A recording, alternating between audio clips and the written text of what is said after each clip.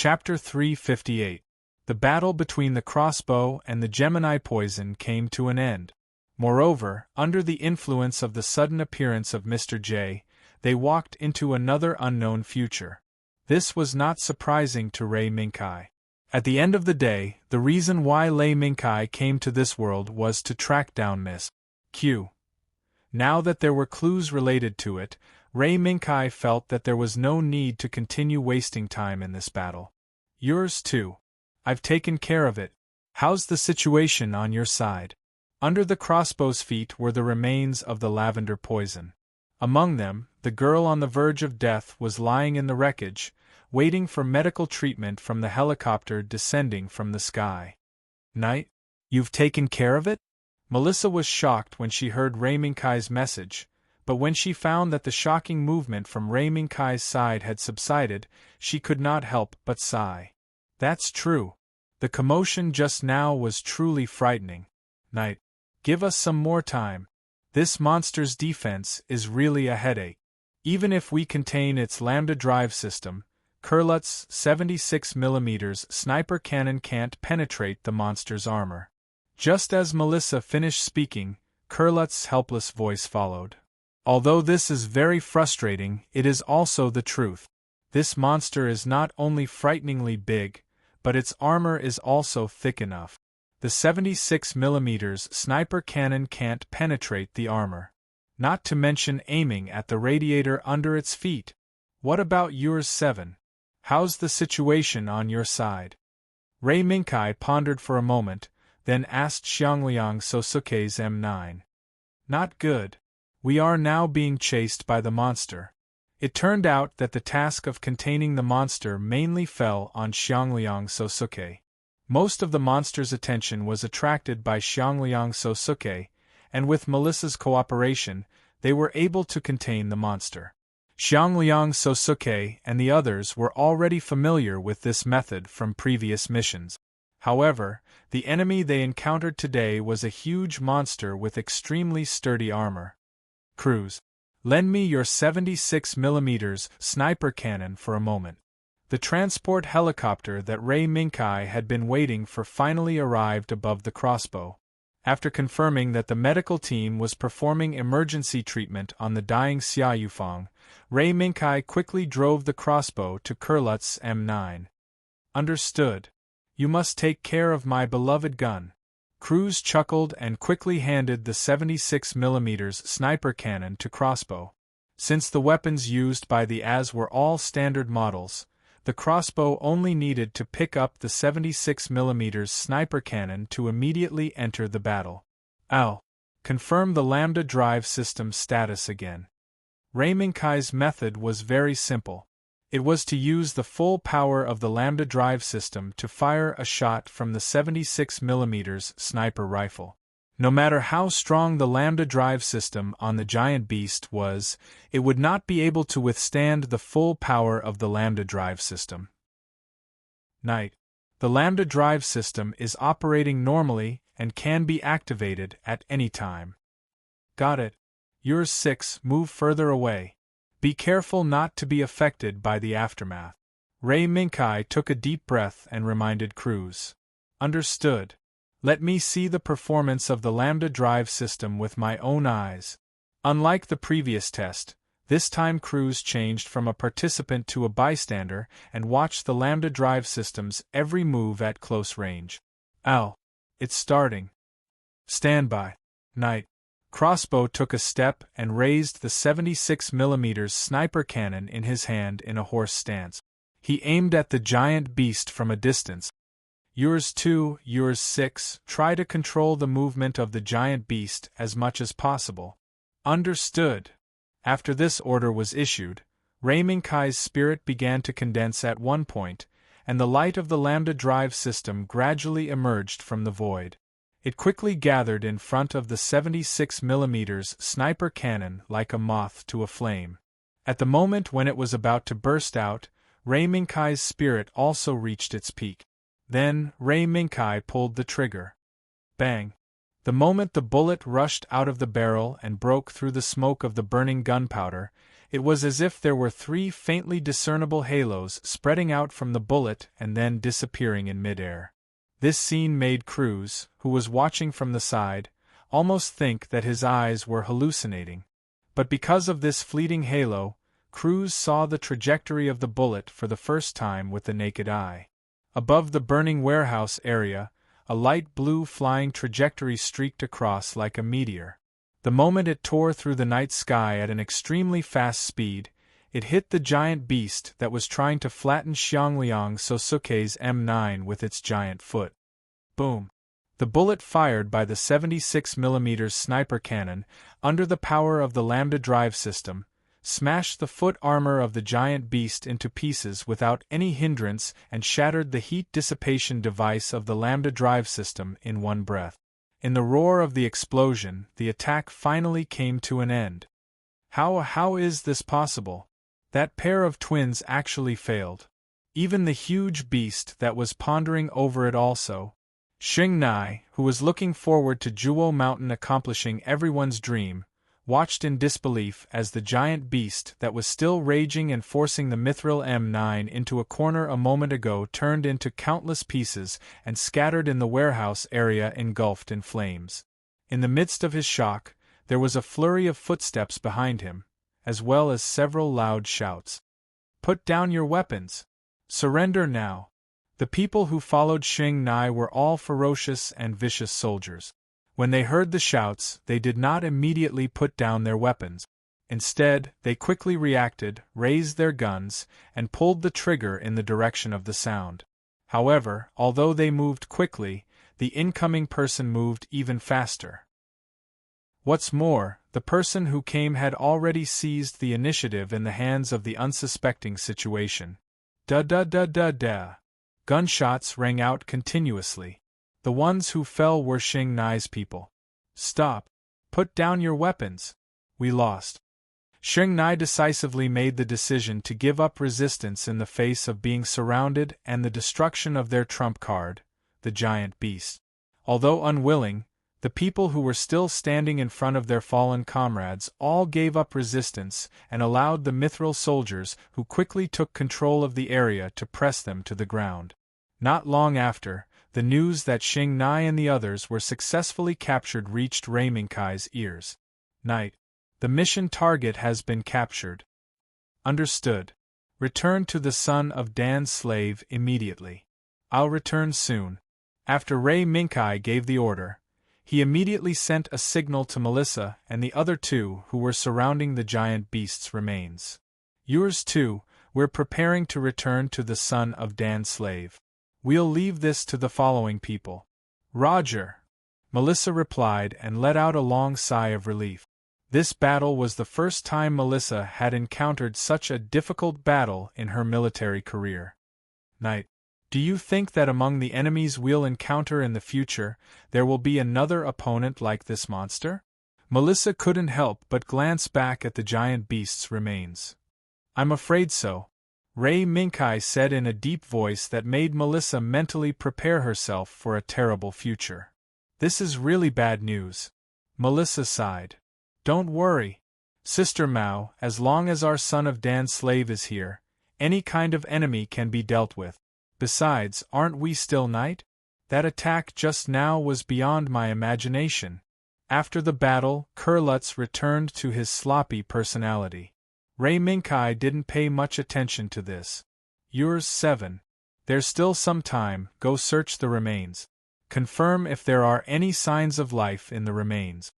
Rei Minkai looked at the red and blue lights on the viaduct in the distance and knew that the local authorities had finally reacted after the battle. Xiangliang Soji responded. After a quick and careful search, he finally controlled the M9 to pick up what looked like the remains of a cockpit.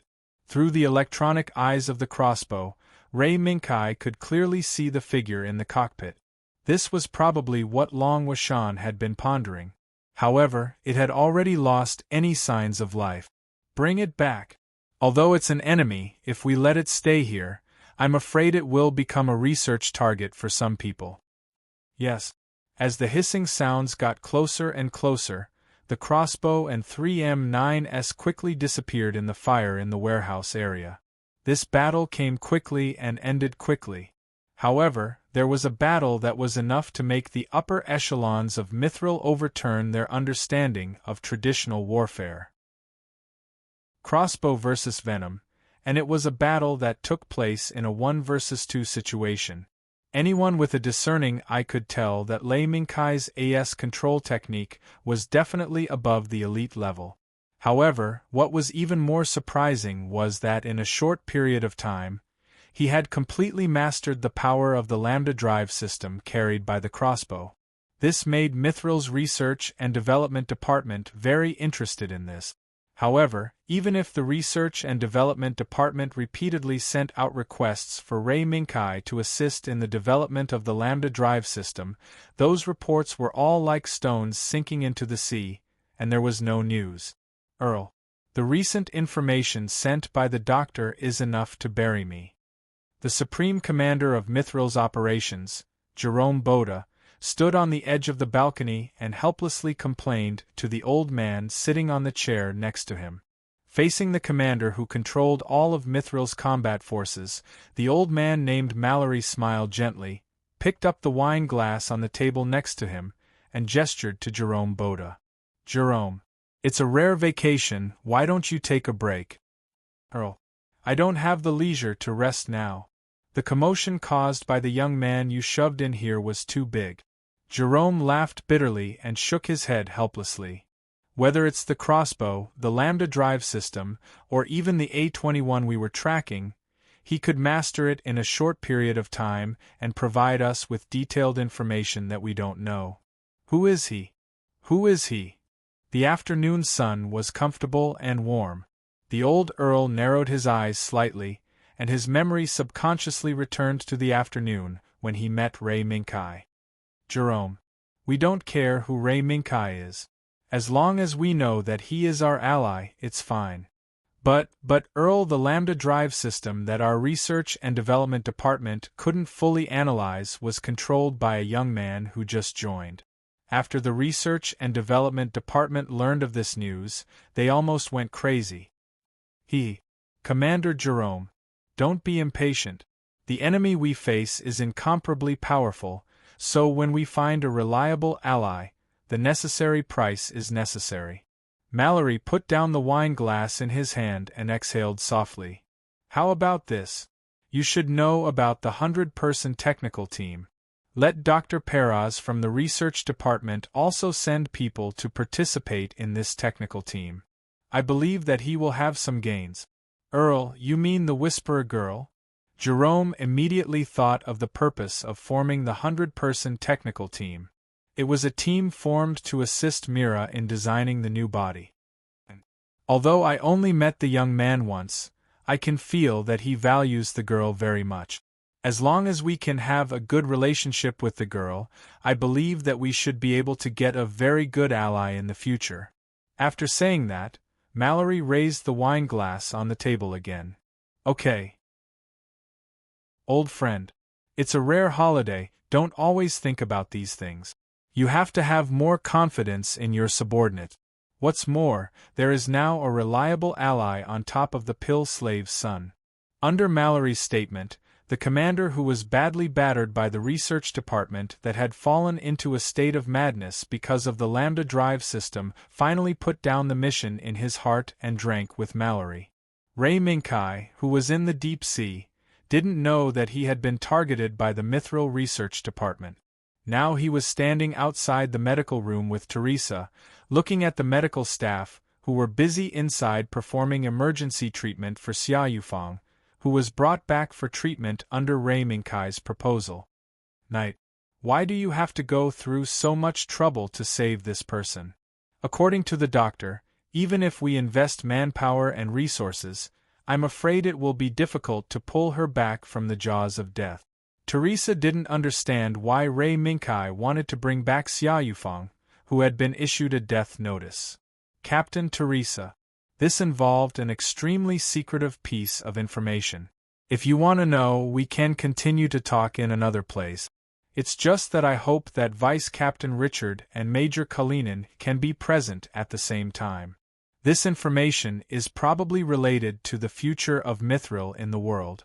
Ray Minkai lowered his gaze, pondered for a moment, and finally decided to tell the information related to the amalgam. After the unexpected appearance of Mr. J., Ray Minkai realized that when he was on the move, the enemy was also hiding in the dark and would even expand in places that Ray Minkai couldn't see. Although he only met Mr. J once, judging from his attitude and actions, he must be on the side of the amalgam. By analogy, Miss Q, who Ray Minkai was tracking, must also be on the same side. In this way, there was only one choice that Ray Minkai could make. That was to firmly pull Mithril to his side and become his support. Right now, the first step was to pull the Pill Slave's son, led by Teresa, to his side. In other words, it was to gain favor. Chapter 359. Putting down the tablet in her hand, Mira gently massaged her numb shoulders. This was the first time Mira had worked continuously for 20 hours out of her own will. Her eyes were dry and uncomfortable, and her shoulders were sore and numb, but Myra's heart was filled with satisfaction. A video was playing on the tablet that she put down. It was a battle that happened more than 20 hours ago at the port tens of kilometers away. One of the parties in the battle was the crossbow driven by Ray Minkai. Without a doubt, this was first-hand information from the front line. It was also the battle information provided by White Cat Zero to Mira. It knew that the girl in front of it was working hard to design a new body for Ray Minkai. But because she was not clear about Ray Minkai's driving preferences and fighting style, she was in a deadlock with the 100-person technical team. Thinking back to the first time Mira came into contact with the 100-person technical team, although the technical team did not show any abnormalities, White Cat Zero felt that they were investigating Mira and looking down on her. This was especially evident during the early stages of the research, when they decided to design a brand new body for Lei Minkai, which was the basis of the dispute that occurred. Some people suggested that mobility was the priority, and firepower was the second priority. Some people suggested that firepower was the priority, and armor was the second priority. Mobility was the last priority.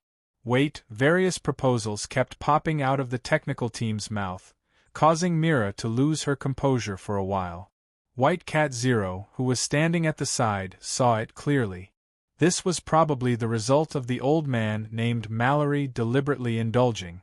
White Cat Zero did not believe that this cunning old man sent the 100-person team here without giving any instructions. I don't mind making things difficult for Kai. But making things difficult for a little girl, isn't it too ugly? The hearts of humans are really dirty. Seeing that Mira was at a loss in the midst of this dispute, State White Cat Zero finally couldn't stand it anymore. Thus, the air suddenly became cold. Like an icy hurricane blowing from the North Pole, it instantly suppressed this increasingly heated dispute. Mila, let's go. White Cat Zero's voice quietly sounded in Myra's ears. At the same time, the White Cat's figure disappeared outside the door, leaving behind Mira, who politely bid farewell to the technical team, to catch up. Then, the scene from before happened. Mira, who had taken over the battle record of the son of Dan's slave from White Cat Zero, finally decided on the general plan of the new body designed for Ray Minkai after fighting alone for 20 hours.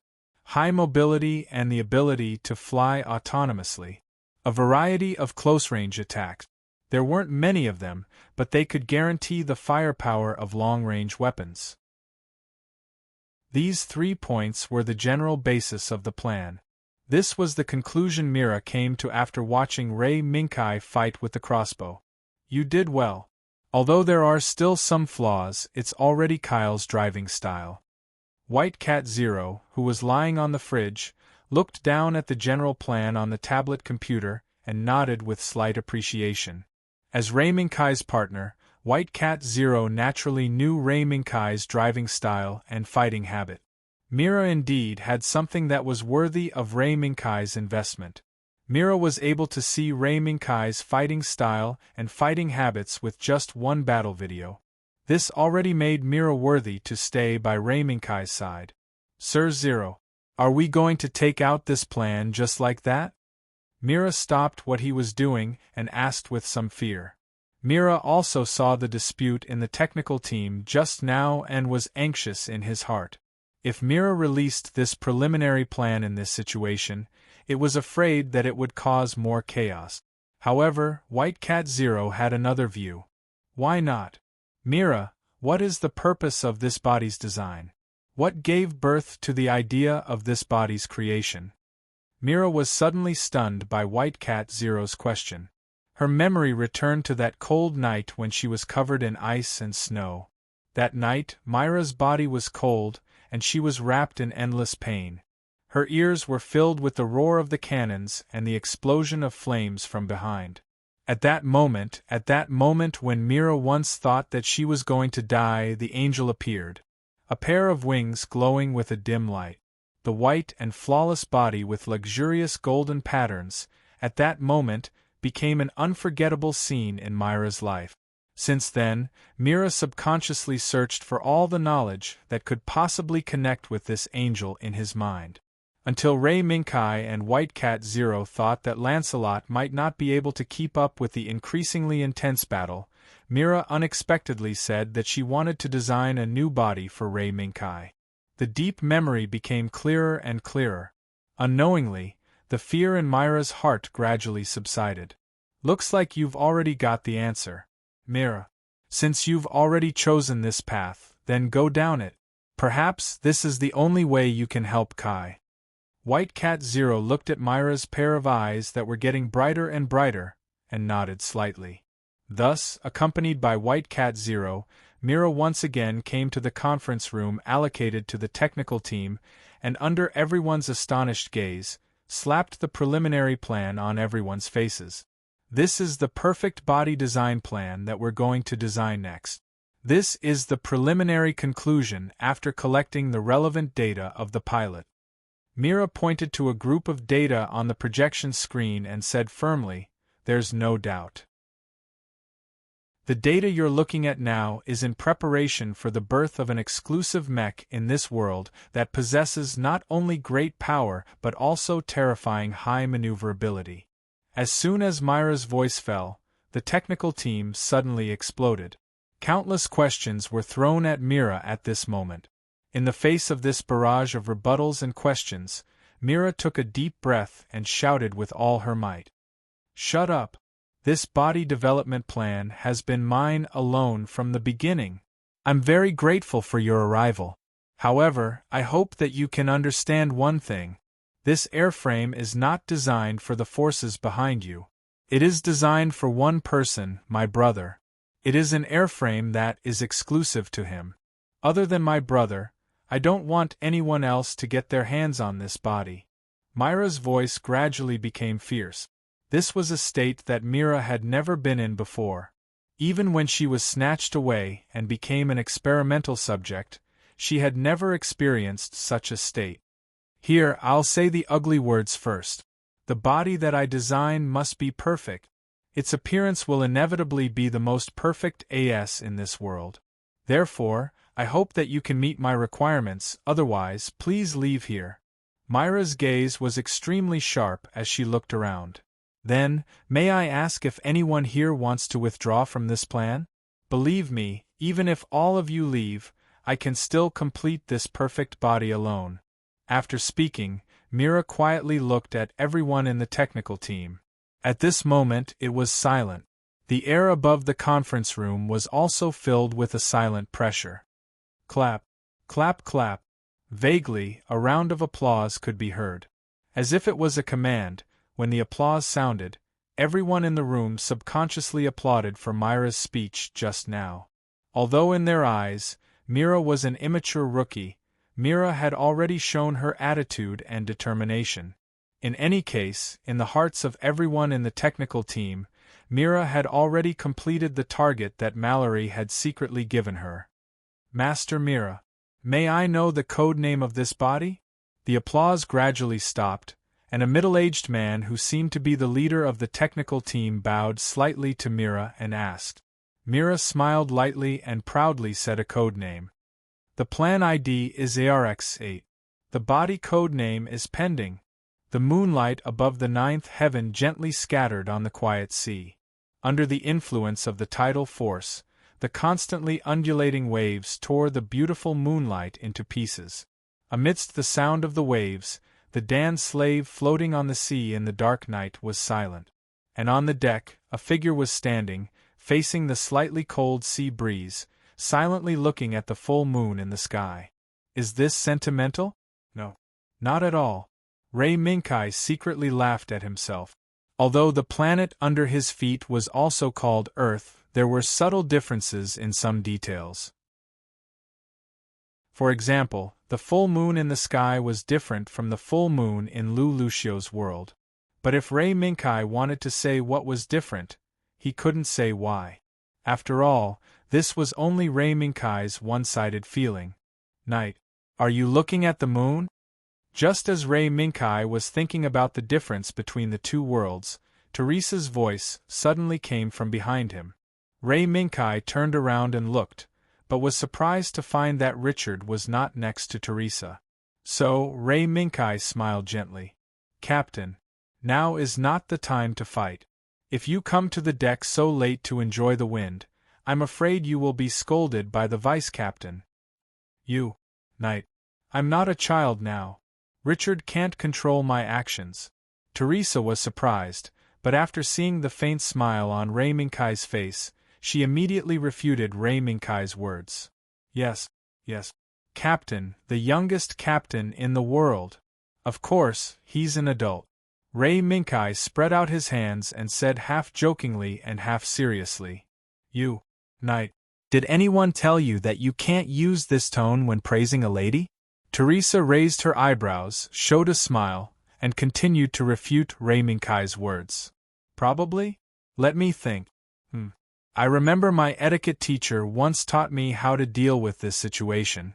After Ray Minkai seemed to think seriously, he suddenly took a step forward. Under Teresa's surprised eyes, he put his right hand on his chest and bowed to apologize.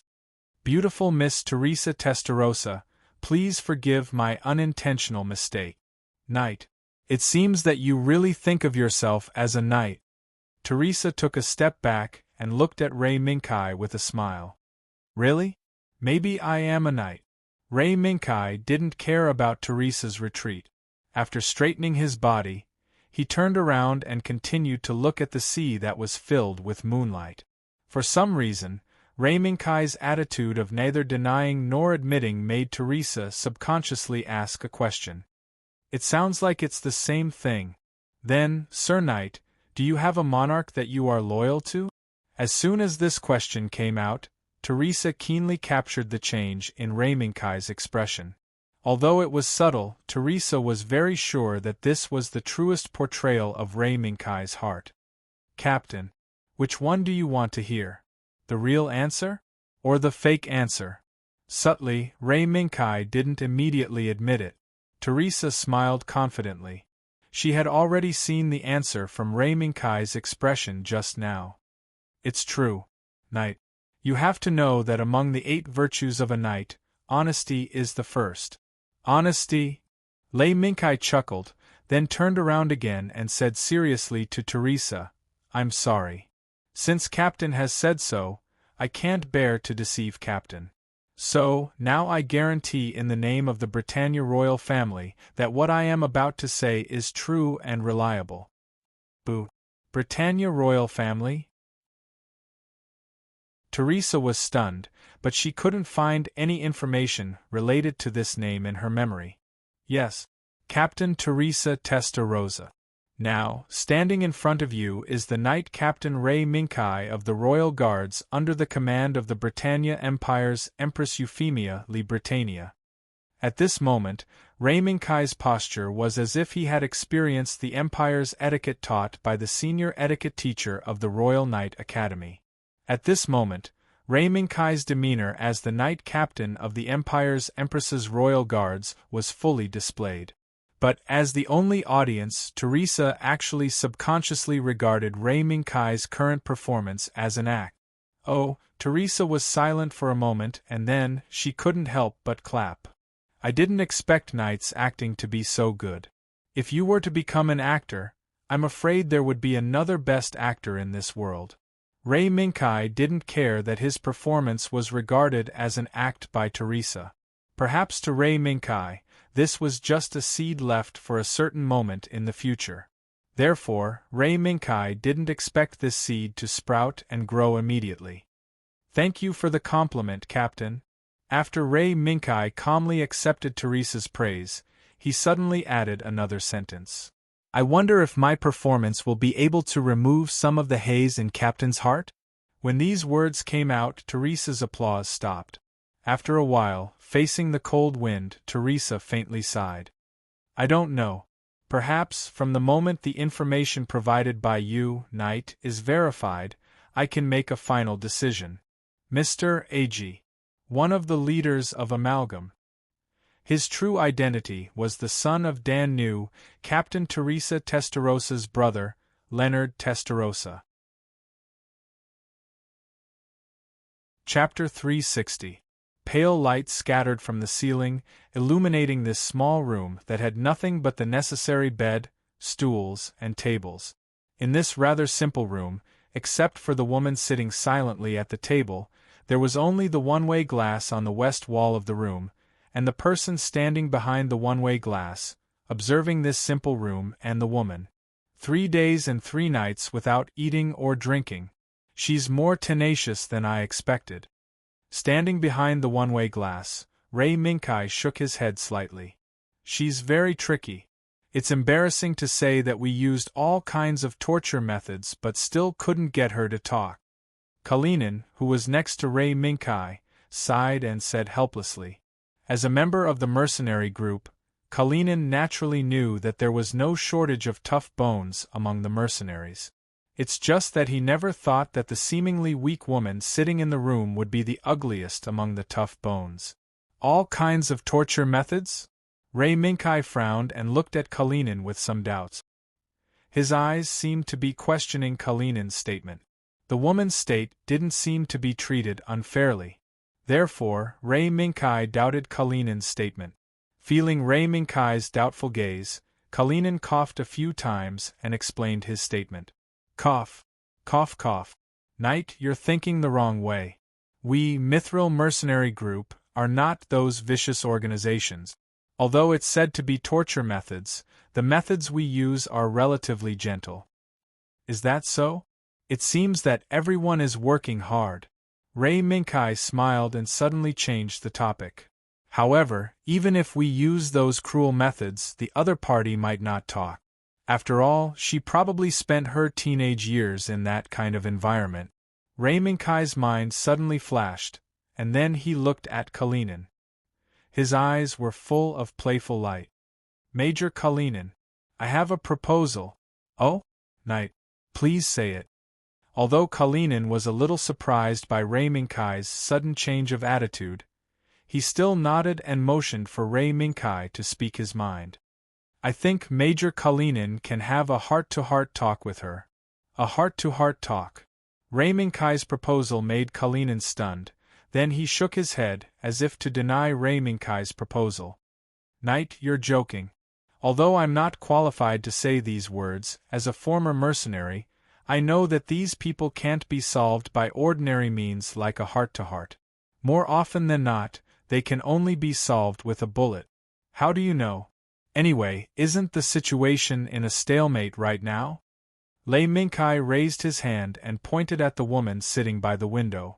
She was Xungnai, who should have died in the attack on the harbor, but became a prisoner of Mithril after Lei Minkai intervened. Lei Minkai's explanation left Kalinin speechless. Yes. Xungnai's stubborn resistance gave Kalinin a headache. If it weren't for Mithril's rules on prisoners, Kalinin might have used some inhumane methods. But, as Ray Minkai said, even if he could use those inhumane methods, it wouldn't be of much use. Ever since he got the name Wu Zhijing'er from Ray Minkai, Kalinin had used Mithril's intelligence network to gather information on this name. The result gave Kalinin a huge shock. Other than the information Ray Minkai said, Wu Zhijing Air's treatment of the children and youth was even worse than what Ray Minkai said. Among them there were some heinous methods, but these might not be important anymore. Following Wu Zhijing Air's suicide, these children who were treated cruelly were either swept into the chaos of war and disappeared, or like Xing Nai sitting at the table, they became prisoners. Knight, do you really think an ordinary method like a heart-to-heart talk can succeed? With these words, Ray Minkai knew that Kalinin was moved. How do you know if you don't try? Major Kalinin. At the end of the day, even if she was a cold mercenary on the outside, her heart might be yearning for someone to appear. Even if it's someone similar. Ray Minkai's words had a hidden meaning, but Kalinin could understand it. After a moment of silence, Kalinin sighed secretly. If that's the case, I'll give it a try. Knight, I hope your suggestion will work. Ray Minkai smiled. Maybe it will, maybe it won't. Everything depends on your charm, Major Kalinin. Kalinin snorted and left a sentence as he turned and walked into Xing Nai's room. Thank you for your kind words, Knight. Under Ray Minkai's guidance and some kind of coincidence of fate, Kalinin and Xing Nai finally met. Half an hour later, Teresa received a report that Kalinin personally met with Xing Nai. The Major actually went personally? Does the captive have important information? Teresa put down the report and looked at Richard, who was standing beside her. Yes. It is said that Major Kalinin made the decision to personally interrogate the captive under Knight's suggestion. Richard responded and told her the information he learned. Knight? It's another Knight. Teresa was slightly taken aback, but she remained silent. Captain, do you have any questions? Richard noticed Teresa's strange behavior. No, Richard. I'm fine. Teresa first shook her head, then subconsciously pinched her small braid. This was Teresa's subconscious action when she was deep in thought. Every time it appeared, it meant that Teresa was thinking about something. Richard glanced at it and didn't say anything. He quietly waited for Teresa to speak the question herself. After a long time, Teresa faintly spoke. Richard, what do you think of Knight? He seems to have an extraordinary understanding of certain things. Even before we could determine whether the target was an enemy, Knight had already told us the target's information, actions, and goals. Now that I think about it, Knight seems to be a prophet. Richard pondered for a moment and slowly spoke. Knight, as the captain saw, he is a soldier with strict training. In addition, I can feel a rare etiquette from him. No, it should be said that the son of the Dan slave, or even the entire Mithril frontline soldiers, can't feel from him. If I met Knight on the street, I'm afraid I would think that Knight is a young man with an excellent family education and knows etiquette. Although Richard's evaluation of Ray Minkai wasn't much, it was already beyond Teresa's expectations. Richard had always been a strict person. Not to mention others, even Teresa herself suffered from Richard's criticism when she was partnering with him to command the son of the Dan slave. Therefore, in the years she was partnering with Richard, Teresa had never heard of anyone who could get such a high evaluation from Richard. Richard, I didn't expect Knight to get such a high evaluation from you. Teresa smiled and looked back at Richard. Richard's expression didn't change much. On the contrary, he felt that his evaluation wasn't wrong. No, Captain. This is my evaluation after weighing the pros and cons. Perhaps, to some extent, my evaluation may have been too low. Oh! Teresa was a little surprised by Richard's confession. Richard, what do you mean? Captain, although the battle headquarters issued an order for Knight to join the son of the Dan slave, I feel that the person, organization, or power behind Knight doesn't come from within Mithril, but from somewhere we can't see. Why do you say that? Richard's eyes flashed in response to Teresa's question. Upbringing. Knight's behavior is no different from ordinary people, but there is a trace of difference in the subtle aspects. Difference? Teresa blinked. Her curiosity was piqued by Richard's words. Yes. It's not the smell of someone born in a reckless and violent military camp, but the smell of a student who graduated from a noble military academy filled with tedious etiquette courses. Noble military officer. Suddenly, Teresa remembered that night when Ray Minkai confessed his identity, which Teresa thought was a performance. At that time, Ray Minkai confessed that he was the Knight Captain of the Imperial Queen's personal guard. How is that possible? Teresa shook her head and denied it again. Then, Teresa continued to ask. Based on what you've said, Richard, I'm afraid that there aren't many military academies that fit this criteria. This time, Richard did not answer. Instead, he fell into silence. Finally, Richard shook his head slightly. I don't know, Captain. Although I'm speculating where Knight came from, I lack substantial evidence. All the above speculations are based on my recent observations of Knight. Is that so? In other words, these are just baseless speculations. Yes. Also, Captain, I suggest that you keep the above conversation to yourself, and keep it between the two of us. Although Knight's identity is very mysterious, but for now, Knight's existence is necessary for the son of the Dan slave. Moreover, he has no ill intentions towards us. On the contrary, with the help of the report, we have already received confirmation. With that said, Richard handed the document he had been holding in his hand to Teresa. Captain, look, this is the investigation based on the information provided by Knight. The results show that the information provided by Knight is indeed true. Teresa took the document and quickly glanced at it. The light in her eyes gradually became firm. She said in a clear voice, "This proves that the mastermind behind the chaos in the world and igniting wars everywhere, the organization called Amalgam, does exist. Yes, Captain. This way, our goal is already very clear." Yes. Combining the information provided by Ray Minkai, Teresa's outline of the Amalgam's existence gradually became clearer. Moreover, Teresa also confirmed that standing at the top of the Amalgam organization was a person she was very familiar with. Her brother, Renard Testarossa. Does the battle headquarters already know about this information? I'm afraid they already know. That's good. Richard, after organizing the information again, immediately call for a battle meeting. I believe that soon, the battle headquarters will issue the latest mission. Yes, Captain. The sea breeze from the warm Mediterranean was charming. Sitting on the sunny beach made people want to have a good sleep. What a good mood. Your Excellency Mr. A.G. Following the slight sound of footsteps on the fine sand, a man came to the table covered by the beach umbrella and said to the silver-haired man who was sitting at the table and enjoying the leisurely time. The silver-haired man turned around and looked at the person who had come. He saw a face covered in white foundation, with a big smile drawn on the corner of her mouth, and a tear stain that almost fell to the corner of her mouth from the corner of her left eye. If he walked on the street with this face, he would probably scare children, but the silver-haired man did not care. Good afternoon, Mr. Clown. What brings you here today? Good afternoon, Your Excellency Mr. A.G.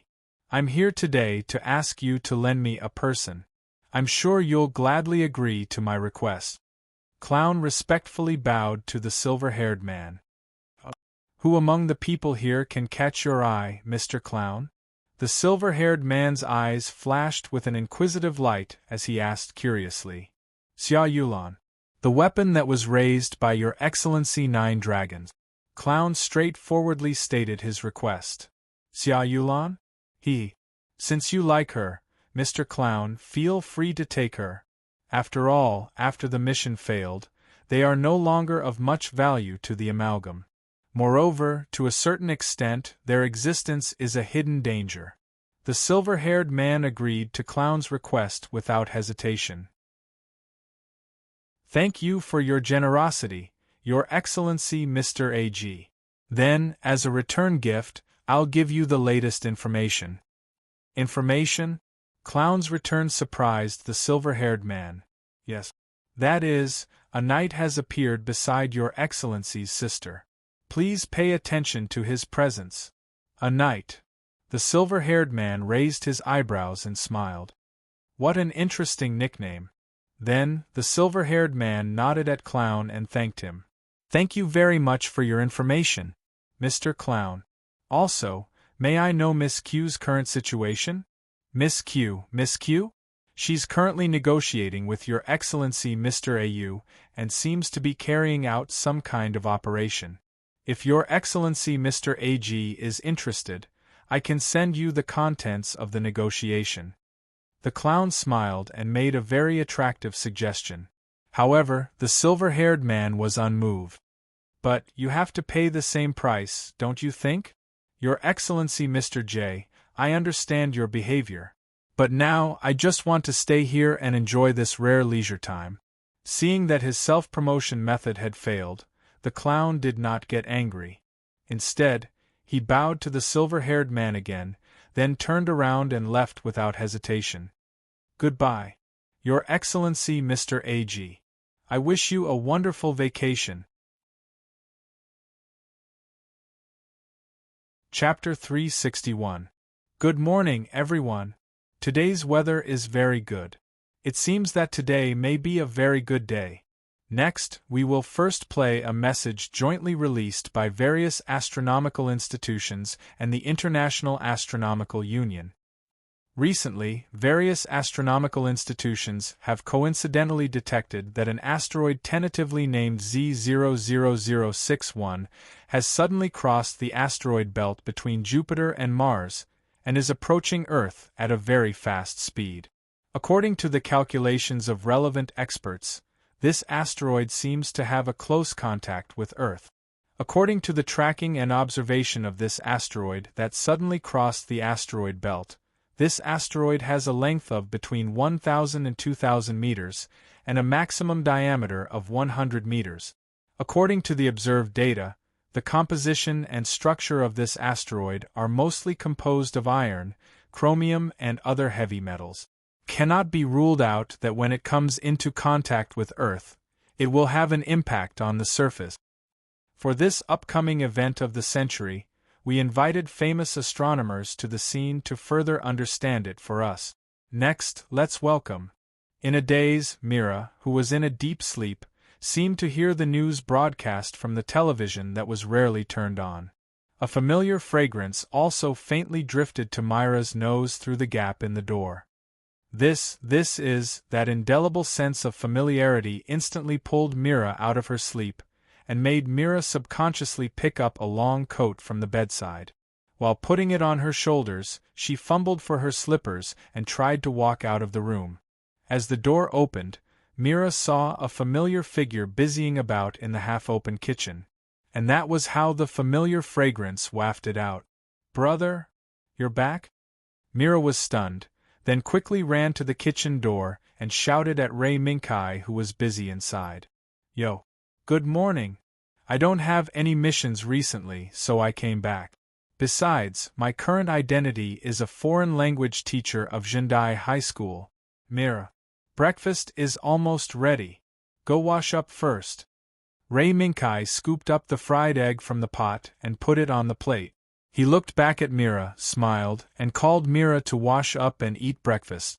For some reason, when she saw Ray Minkai's busy figure, Myra's accumulated fatigue from designing the new body instantly disappeared without a trace. What a sinful person! Kai. White Cat State Zero, who was lying on the table, glanced at the girl who walked briskly into the bathroom to wash up, then turned to look at Ray Minkai, who put the breakfast on the table one by one.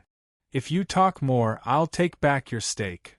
Ray Minkai ignored White Cat State Zero's teasing, but indifferently glanced at the steak on the side of White Cat State Zero, and immediately hit the White Cat State Zero's weak spot.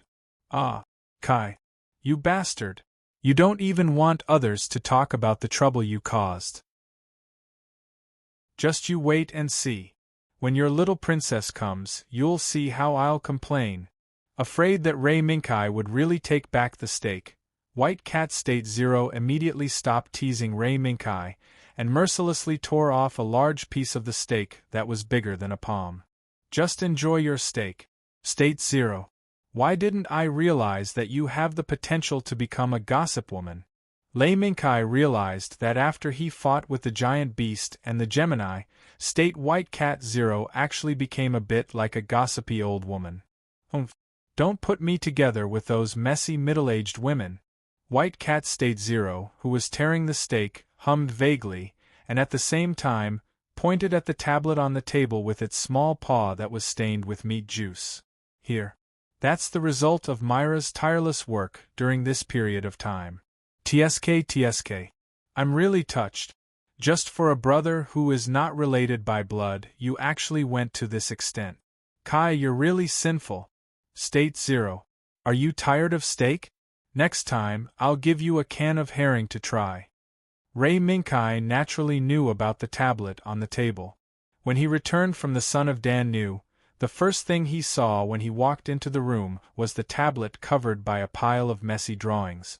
Even if he did not open the tablet, Ray Minkai could guess the information on the tablet from the drawings that covered the table.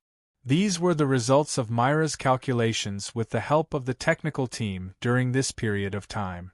Little by little, she came up with the results of the original blueprints of the brand new body she had designed for Lei Minkai. Brother, what are you looking at? Just as Ray Minkai sat on the sofa and was about to pick up the tablet to check, Mira, who had just finished washing up, walked out. Moreover, when Mira saw that Ray Minkai was about to open the tablet to check, she naturally picked up the tablet first and took the initiative to show her design results during this period of time to Ray Minkai. Brother, this is the original design data of the ERX-8. Can you take a look? Myra's initiative made Ray Minkai suddenly feel as if he had been away from home for a very long time. It had been so long that he did not realize that Mira, who was originally afraid of interacting with people, had become so proactive. ARX-8.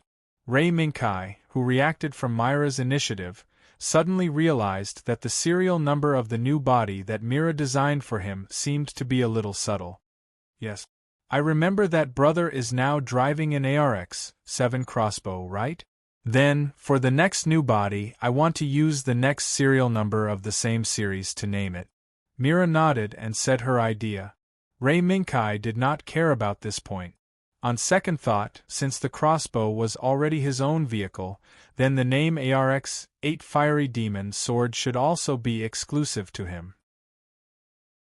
After all, one of the designers of the Fiery Demon Sword, Mira, was right next to him, and they even called each other brother and sister.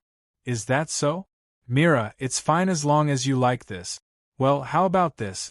Mira, you go eat breakfast first, I'll take a look at the design first, okay? Ray Minkai made a suggestion, and Mira gladly accepted it. Therefore, while Mira was eating breakfast, she secretly glanced at Lei Minkai.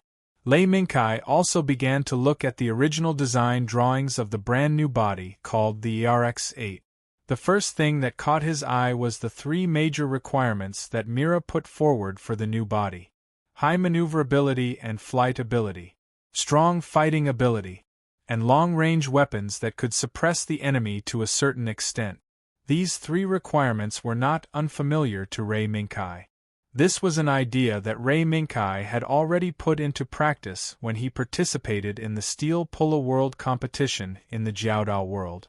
What Ray Minkai did not expect was that Mira had already put forward these three requirements without any guidance. Especially the first requirement. Although the third generation of humanoid AS had already appeared in this world, the only AS with the ability to fly was Leonard's fallen angel. Mira, why do you want to develop a body with the ability to fly? According to the current mainstream, even the Mithril M9 did not consider this, right? After thinking about it, Ray Minkai still asked this question. Doesn't Lancelot also know how to fly? So, brother's new body can't fall behind this. Okay. It turned out that the reason why Mira wanted to develop a body with the ability to fly was so simple. Raising his eyebrows, Ray Minkai was also entangled on this point. For the AS to have the ability to fly, it probably had to rely on the lambda drive system. However, if there were external forces involved, this point could be ignored.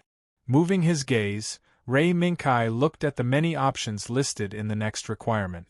Ray Minkai was not unfamiliar with the melee weapons shown in these options. Instead, he felt that this was already a standard configuration. In particular, because of the body's power and the technology tree, most of the melee weapons of the AS were physical weapons. Therefore, Ray Minkai did not struggle too much in this regard.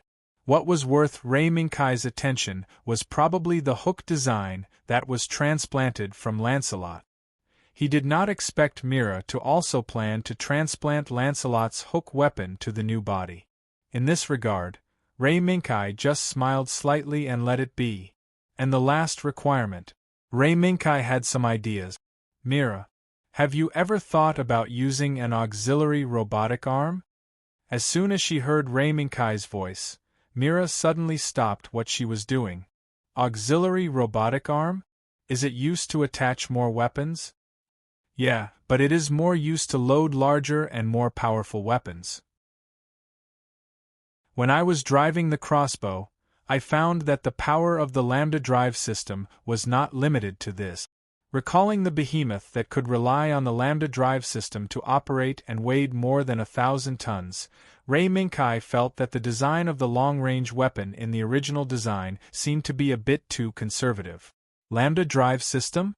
With Ray Minkai's hint, Mira suddenly fell into deep thought. As one of the Whisperers, Mira naturally knew what the lambda drive system represented.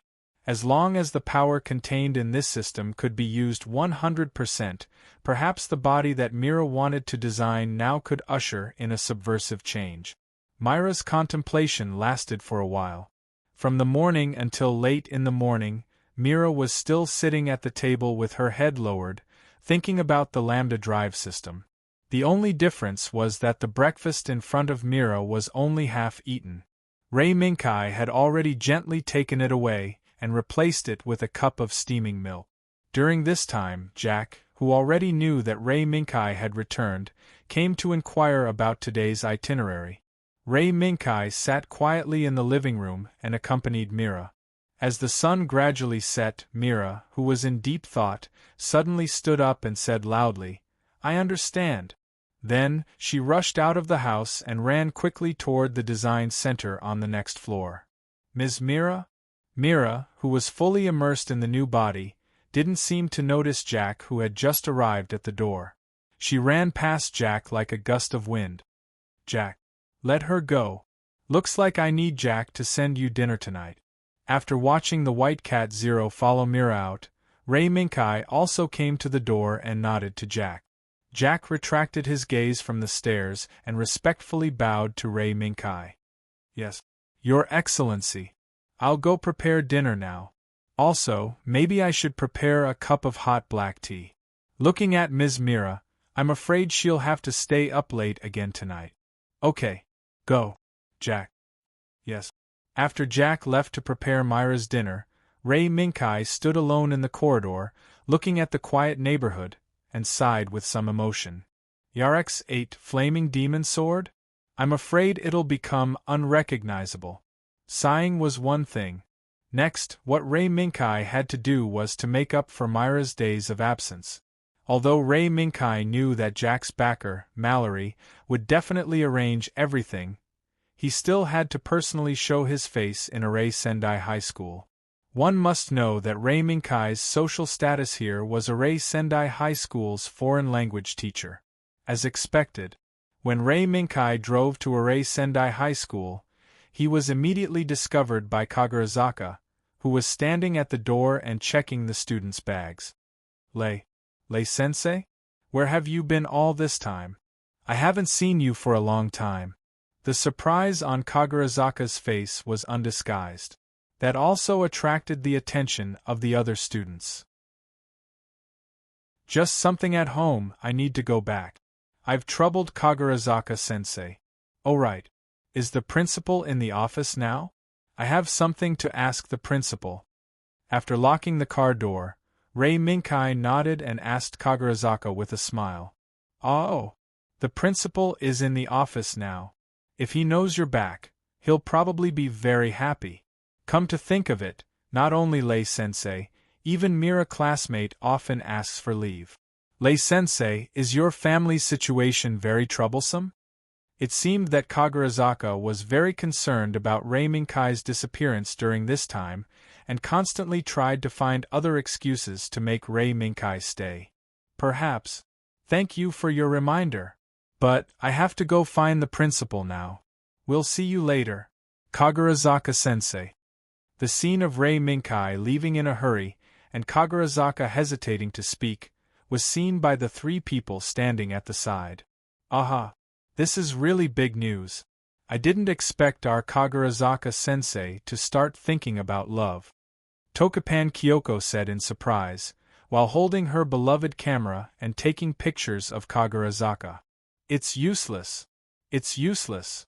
The new Lei-sensei didn't pay attention to Kagurazaka-sensei. That's simply a waste of time. It had to be said that Chidori's eyes were very sharp, and she immediately saw that Rei Minkai's attitude towards Kagurazaka was only at the boundary of a familiar stranger. It can't be? But Kagurazaka-sensei's conditions are also good. If it were me, I'm afraid I would be tempted. Tokapan Kyoko still didn't believe that Rei Minkai would take such an attitude. However, Chidori showed a look of disdain, and after waving at Tokapan Kyoko, she grabbed Sagara Sosuke, who also just came back with Rei Minkai from the son of Dan's slave. Sagara Sosuke, what do you think? Perhaps, in the entire Shinsei High School, only Sagara Sosuke and Chidori knew Rei Minkai's true identity. Ah, yes. Under Chidori's questioning, Sagara Sosuke was stunned for a moment, and then after thinking very seriously, he gave a plausible answer. I don't know if Lei-sensei will have an intimate relationship with Kagurazaka-sensei, but I know that Lei-sensei's code name is Knight. Knight? Tokapan Kyoko was slightly surprised, and then she showed a very interested smile. In other words, there's a princess beside Lei-sensei? Probably? I don't know either. Perhaps the code name is just a code name. This time, Sagara Sosuke was stumped. After all, for him, he didn't know why Rei Minkai used Knight as a code name. Okay. It's just a code name. There's no need to continue investigating. It's time for class. Let's go. For some reason, Chidori became a little impatient and pushed Tokapan Kyoko into the school. Chapter 362. The warm sunlight scattered through the window, making the entire large office seem particularly peaceful. On the tea table on the side of the office, there were two old men sitting opposite each other. Seeing them talking and laughing, it was obvious that they were old friends who had known each other for a long time. Teacher Lei, you're back. It just so happens that I have some information to give you. Wait for me here, I'll be back soon. When the old principal of Array Generation High School saw Rei Minkai knock on the door and walk into the office, he casually said something and took the initiative to get up and leave the office. There was no doubt that he was casually finding a reason to give this office to Rei Minkai and the other old man who was talking and laughing with him. Rei Minkai had seen the old man who was related to Rei Minkai joining the Sons of Dan's slave as a knight, Mallory. Knight. Long time no see. I heard that you've been very active recently. Do you mind telling me about your exciting experiences during this period of time? Just treat it as some free time before the principal comes back. Mallory picked up the cane next to him, and as he stood up, he invited Rei Minkai. Rei Minkai naturally wouldn't refuse this invitation. However, when he saw that Mallory actually appeared here, Rei Minkai was indeed surprised. Rei Minkai didn't expect that this man, who had dual identities and could influence the international trend, would appear in front of Rei Minkai in this seemingly inconspicuous academy. It seems that Knight is surprised that I'm here? Mallory seemed to prefer to call Ray Minkai Knight. Yes. Could it be that this Array Generation High School was also built by you? Ray Minkai, who gladly accepted the invitation and sat down, voiced out the doubts in his heart. No. The history of this Array Generation High School might be similar to my age. Therefore, I didn't build it. It's just that in my early years, when I was still considered young, I once lent a hand to this academy, and because of this, I formed a friendship with the principal's family. Mallory, who also sat down, placed his cane beside him and chuckled. I came here today just to catch up with an old friend. I didn't expect you to report back to the academy today, Knight. Although Mallory spoke calmly, Ray Minkai knew that this old fox had been targeting him from the start. Otherwise, even if he was looking for an old friend, he wouldn't have appeared in front of Ray Minkai so coincidentally.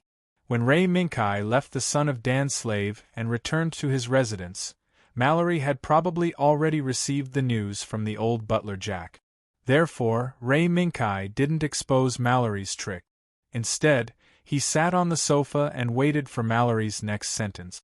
Obviously, Ray Minkai's attentive look made Mallory stunned. It seemed that he wasn't used to Ray Minkai's reaction at this time. But after all, he was an old fox. Soon, Mallory found the next topic. Knight, the video of you driving the crossbow has already set off a storm in Mithril. Especially in Mithril's research and development department, it's especially intense. Are you going to transfer me to the research and development department? Ray Minkai frowned and began to guess what Mallory was going to say next. The most likely guess was probably the decision to transfer Ray Minkai away from the front line and to the research and development department. However, there were no absolutes in the world. Moreover, Mallory never had this intention. Ever since Ray Minkai swaggered into Oceania, he had already guessed that Ray Minkai's thoughts would not stop at the research and development department. I'm afraid that Ray Minkai's thoughts would overlap with my original intention of establishing Mithril to a certain extent. No, Knight. I and Mithril will not transfer you, an AC, away from the front line. After all, the pressure we will face in our next actions will be increasing. To be able to support the front line and have the combat power to open up the situation, I'm not willing to waste it on the research and development department. Mallory smiled slightly and admitted his thoughts without hiding anything. Although it was a straight shot, it was very much in line with Ray Minkai's thoughts. So, Knight, what do you mean? Ray Minkai looked at Mallory's old face. In the near future, the old man, who was also a senior executive of Amalgam and the founder of Mithril, would be shot by his son at some point in time under the witness of Kalinin. Mallory didn't say anything. He just pulled out a document from under the table between the sofa and handed it to Ray Minkai. Knight, although you haven't been honest about some things, I believe you will be interested in the information recorded in this document. Ray Minkai lowered his gaze and watched as Mallory removed his hand from the document. He then raised his gaze to look at Mallory.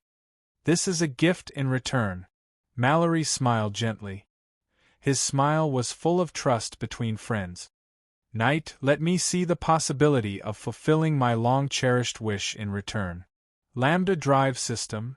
The only thing that could move Mallory was the recent battle between Ray Minkai and the Gemini King of Hell in the port area with the crossbow. Yes. Lambda drive system. Although I don't know the origin of this system, I saw the possibility from you, Knight, and the AS-named crossbow. The possibility of defeating or even destroying the amalgam. Ray Minkai naturally knew Mallory's thoughts, but he still added a sentence. Knight, I understand your thoughts, but if you really go to the point of destroying the amalgam, then wouldn't your wish to purify the amalgam and pull back the path that your predecessors prayed for be in vain? Mallory shook his head slightly, then picked up his cane again and slowly stood up. He leaned on his cane while walking to the window behind the desk, looking down at the groups of students walking into the academy. Knight, If the abscess has reached the point of no cure, what will you do? At this moment, Mallory's back was facing Ray Minkai. Ray Minkai couldn't see his expression when he said this, but he could feel a sense of desolation, despair, and uncontrollable anger from Mallory's tone. Perhaps, a long time ago, Mallory, who envisioned leading the world to the path of peace and unification and paid an unimaginable price for his predecessors, discovered that the amalgam had changed from the inside out, and this anger had already ignited. However, at that time, Mallory, who was starting to be marginalized, didn't have the power to turn the situation around other than his hereditary identity as an upper echelon of the amalgam. Facing Mallory's anger, Ray Minkai was silent for a moment, then slowly said, "Naturally, cut it off. Only by cutting off the majority of the abscesses and the abscesses can the amalgam welcome a new life." Exactly. The amalgam has already reached the point of no return. Especially, Mallory's right hand gripped the cane tightly, as if he wanted to crush the cane. However, his old body couldn't vent the anger in his heart. After the anger, there was only endless regret left in his frail old body. Knight, take a look at that report. In order to obtain this report, I didn't hesitate to destroy all the inheritance left behind by my father. Mallory's increasingly bleak back made Ray Minkai feel a bit of pity, but his curiosity for the report made Ray Minkai throw this aside. The sound of a document being flipped open was heard. The next moment, Ray Minkai frowned deeply. Because he saw it. The moment the document was opened, what came into view was a photo of a man and a woman standing on an unknown cliff. Ray Minkai was unfamiliar with the man's appearance. However, Ray Minkai recognized the woman's appearance immediately. Miss Q. As expected, she had run into this world and hidden herself. Sir, when did this report come? When it came to Miss Q, Ray Minkai didn't beat around the bush and directly asked. Knight, it happened after the battle at the port. That man is Mr. Au, the man who controlled most of the amalgam's cadres through various means, and also the culprit who accelerated the amalgam's descent into the abyss. Ray Minkai agreed with the first half of Mallory's words, but in the second half, Ray Minkai had a different opinion. Mr. Au's existence undoubtedly accelerated the collapse of the amalgam, but the most fundamental reason was that in decades of changing generations, the pillar that could maintain the original ideals of the amalgam was lost. However, Ray Minkai didn't intend to say this out loud. After all, Mallory, who was old and experienced, should also understand this principle. It was just that he couldn't accept this fact and subconsciously attributed all the fault to the appearance of Mr. Au. Ray Minkai didn't continue the topic and still quietly waited for Mallory to continue. Mallory took a deep breath and continued. 48 hours ago, Mr. Au and this mysterious woman appeared in the Middle East and seemed to be planning a plan. According to the information from the people I sent, this plan is most likely related to some kind of extremely lethal weapon. Extremely lethal? A nuclear bomb? At the mention of the Middle East, Ray Minkai immediately recalled that a certain original plot in Full Metal Gear happened in the same region. Mallory was silent for a moment, then said in a deep voice, "I'm afraid that's the case." After learning this information, I asked Mithril to urgently investigate the weapons reserves of various countries. The result was that there was an anomaly in the weapons reserve database of a certain large country. The result is that someone is secretly smuggling this extremely lethal weapon out of the country. Ray Minkai had already guessed this conclusion after Mallory mentioned this information. Unexpectedly, Nine Dragons, who was supposed to carry out the plan, was replaced by someone else who continued to carry out the plan after he had received his benevolence. Yes, Knight. Go and destroy this plan. If necessary, the command of the Sons of Dan's slave will be handed over to you. Suddenly, Mallory made a promise that Ray Minkai couldn't refuse. Wait. I can understand that you want to stop the amalgam's plan. But why do you want to hand over the command of the Sons of Dan's slave to me? Captain Teresa's commanding ability is far above mine. Ray Minkai directly rejected Mallory's promise without thinking. No. This isn't a complete transfer of command. Knight. What I'm saying is that if necessary, the command of the Sons of Dan's slave will be temporarily handed over to you. Because today, as more and more airframes equipped with Lambda drive systems participate in the battle, a frontline commander who can skillfully use the Lambda drive system and understand the differences in its performance is necessary. Mallory turned around with his back to the window and looked at Ray Minkai calmly. I understand Teresa's ability very well, and I agree very much. However, Teresa, who has always been on the Sons of Dan's slave, doesn't know that the intensity of the battle between airframes equipped with Lambda drive systems on the frontline battlefield has far exceeded any battle in the known history of mankind. The slightest carelessness will cause Mithril, which has already fallen behind Amalgam in the use of Lambda drive systems, to lose its only Lambda drive system airframe, a strong crossbow. At that time, Mithril's situation will inevitably become extremely passive. In order to prevent Mithril from falling into such a situation and passively accepting everything, we must be one step ahead and eliminate the unstable factors that may cause such a future. Mallory's voice was unusually determined, as if he had already seen a future that was about to happen. Indeed, after losing the crossbow, Mithril's situation became extremely passive, and it was even almost destroyed by Amalgam's all-out attack. Preemptive strike? Sir. Yes. I don't know the identity of the mysterious woman.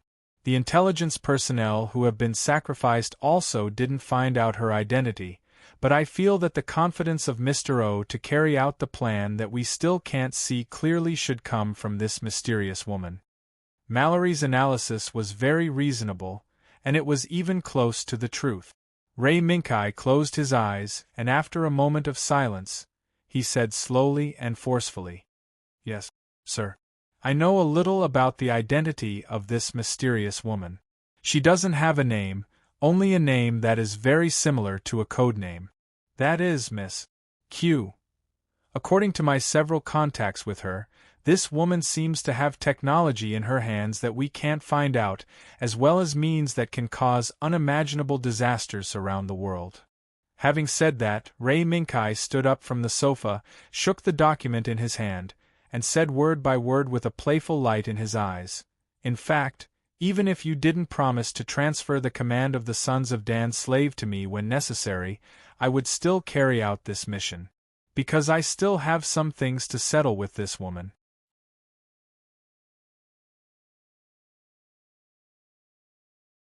Chapter 363. Time waits for no one. After discovering Miss Q's whereabouts, Lei Minkai couldn't sit still any longer. Even though he had just returned to this peaceful world from the Son of Dan's slave. Therefore, under the principal's attitude of not exposing him, Ray Minkai only walked around Array Generation High School once before leaving the school again. As if, no, it should be said that from the beginning, he was just a passerby to this school. Sir. Is this enough? Standing in the office and watching Ray Minkai drive out of the school, the principal respectfully asked Mallory, who was still sitting on the sofa. This is enough.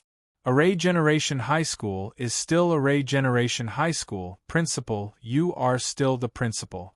Everything is as usual.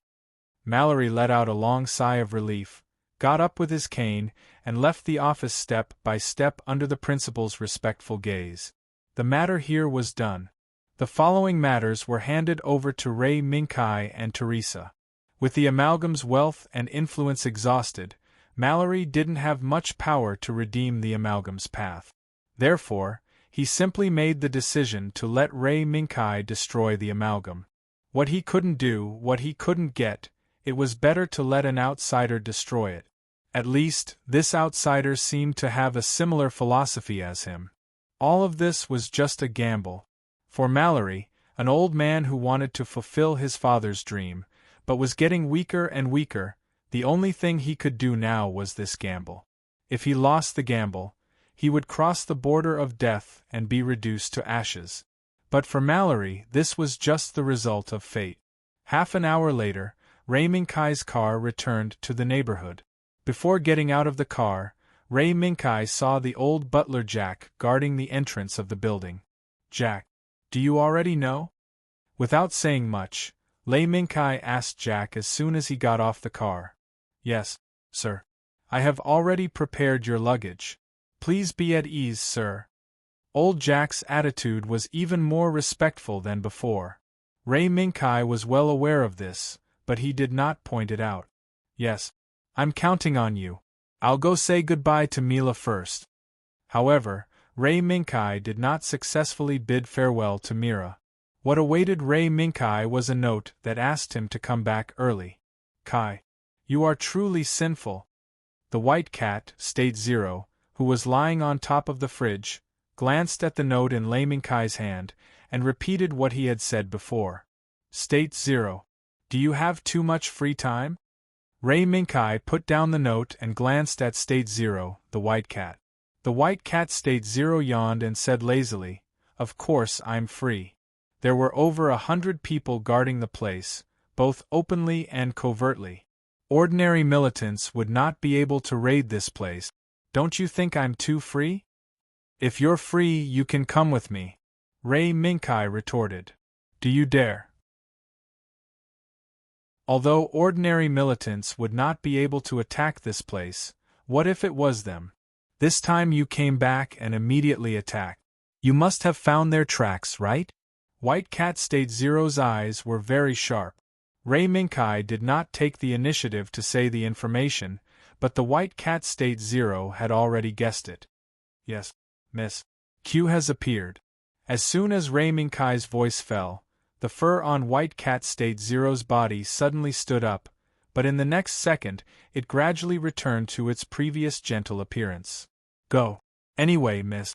Q will not be an easy target to catch. This time, take it as a greeting to her."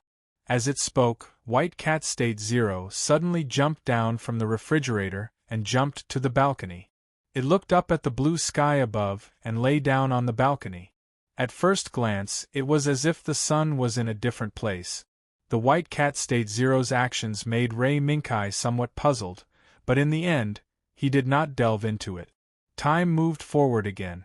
As the helicopter slowly landed on the deck of Son of Dan Nu from the night sky, Ray Minkai, who had not left Son of Dan Nu for more than 24 hours, once again stepped on the deck of this assault submarine. "Welcome back, Knight." The one who welcomed Ray Minkai was Kalinin. "Major, I didn't expect you to come to pick me up. Time is tight. We can't waste any more time. Knight, follow me." Kalinin's expression did not seem to be relaxed, which made Ray Minkai feel a sense of urgency. Could it be that in less than 24 hours, Mr. O and Miss Q had come up with some kind of trick?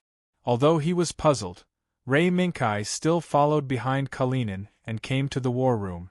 Here, Melissa, Cruz, and the others had been waiting for a long time.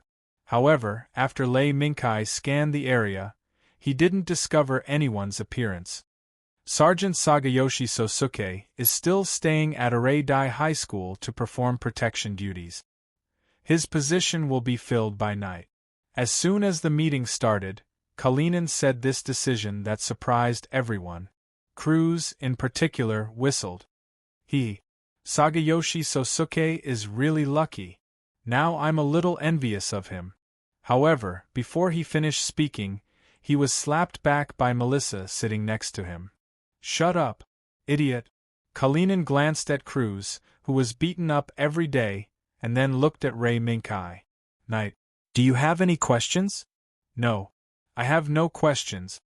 After receiving Ray Minkai's reply, Kalinin immediately began to arrange the battle. Recently, according to the intelligence and combat mission arrangements from the headquarters, we SRT need to send an elite team to assist the Indian Ocean team in attacking a nest hidden in a country in the Middle East.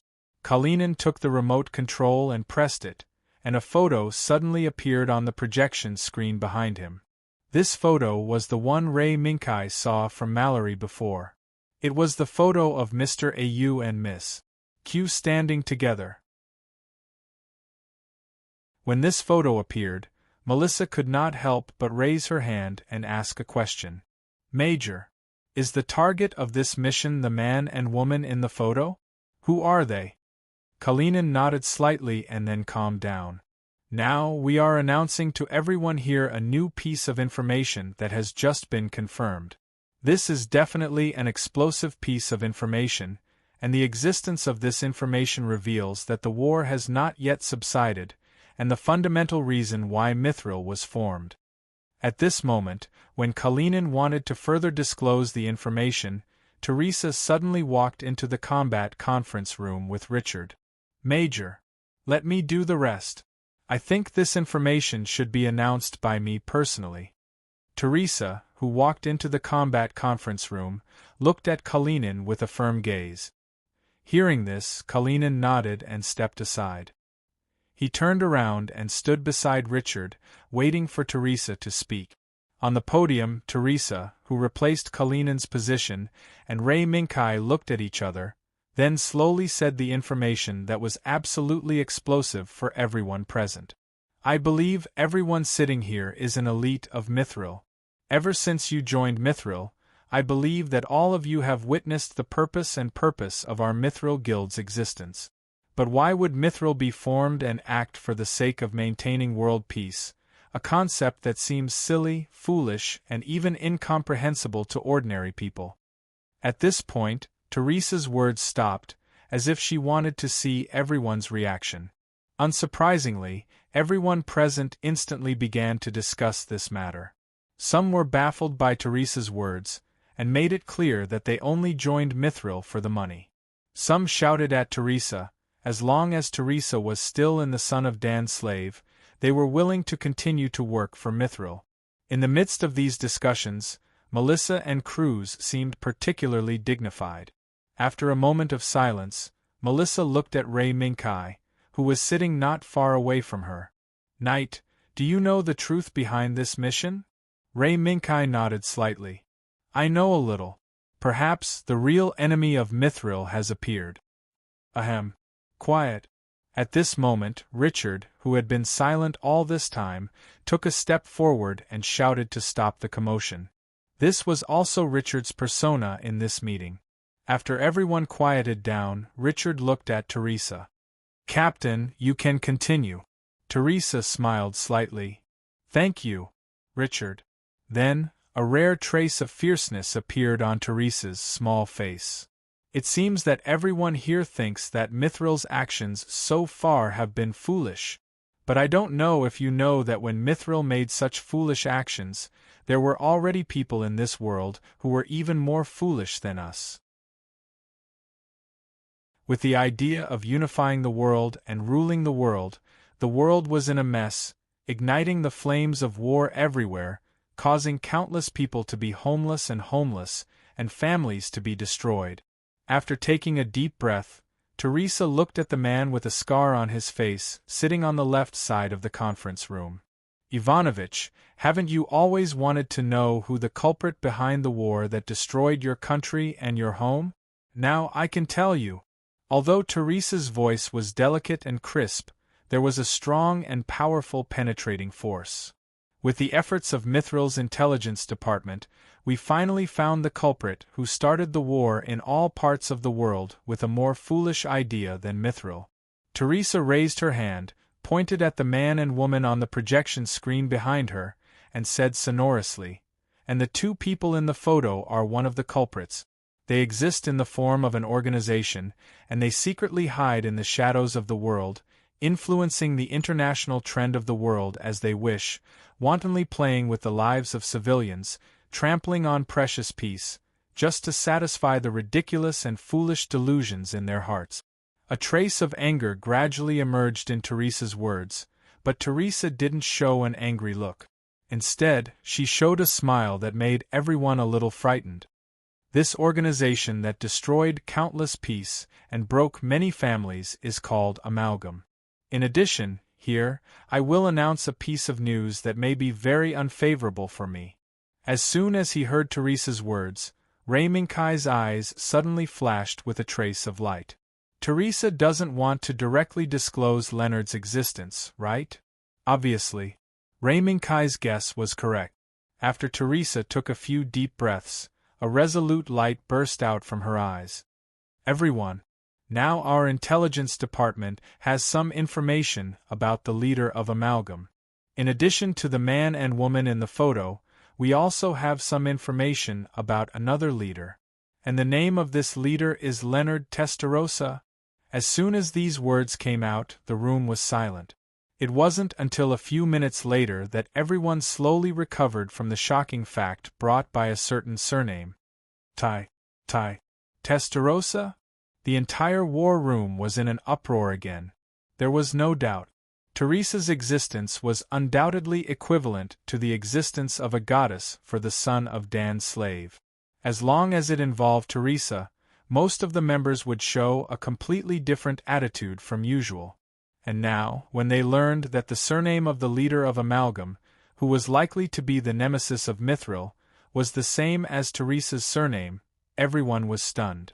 Teresa was not surprised by this, because when she decided to disclose the existence of Leonard, who had been confirmed to be the leader of Amalgam, Teresa was mentally prepared to be questioned by the crew. However,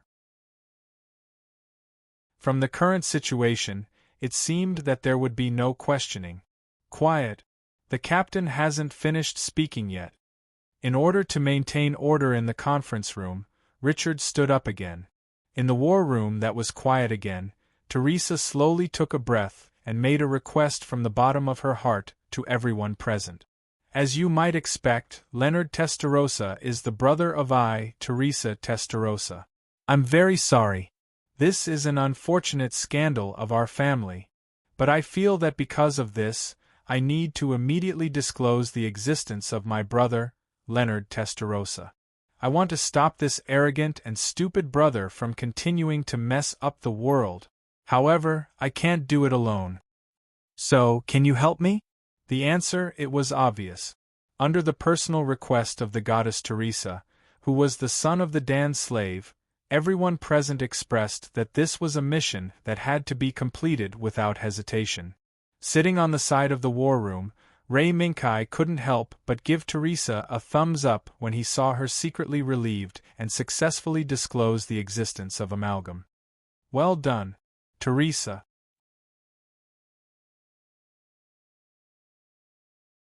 Chapter 364. A dry desert, a blazing sun, and a strong wind that stirred up sand and dust, and an undulating land. At a glance, it was a withered, yellow, lifeless land. This was the area where Ray Minkai's mission target was located, a land ravaged by drought and the scorching sun. Yours too, report the condition of the airframe. Half an hour had passed since they were airdropped by the transport aircraft to a ravine 50 kilometers east of the mission target. In addition, due to the wind, sand, temperature, and other complex environmental factors, the M9 and crossbow participating in this mission could not activate the ECS system to rapidly move. They could only secretly move according to the surrounding terrain and the route shown on the satellite map, gradually approaching the mission target area. Yours too has no problems. What about yours 6? Melissa glanced at the real-time monitoring parameters of the system and gave a brief response. Yours 6 has no problems. It's just that our partner team seems to have some opinions. Kurlutz, who was at the back of the formation, responded and reminded Ray Minkai and Melissa of the current situation. Ray Minkai looked down and already knew what Kurlutz was referring to.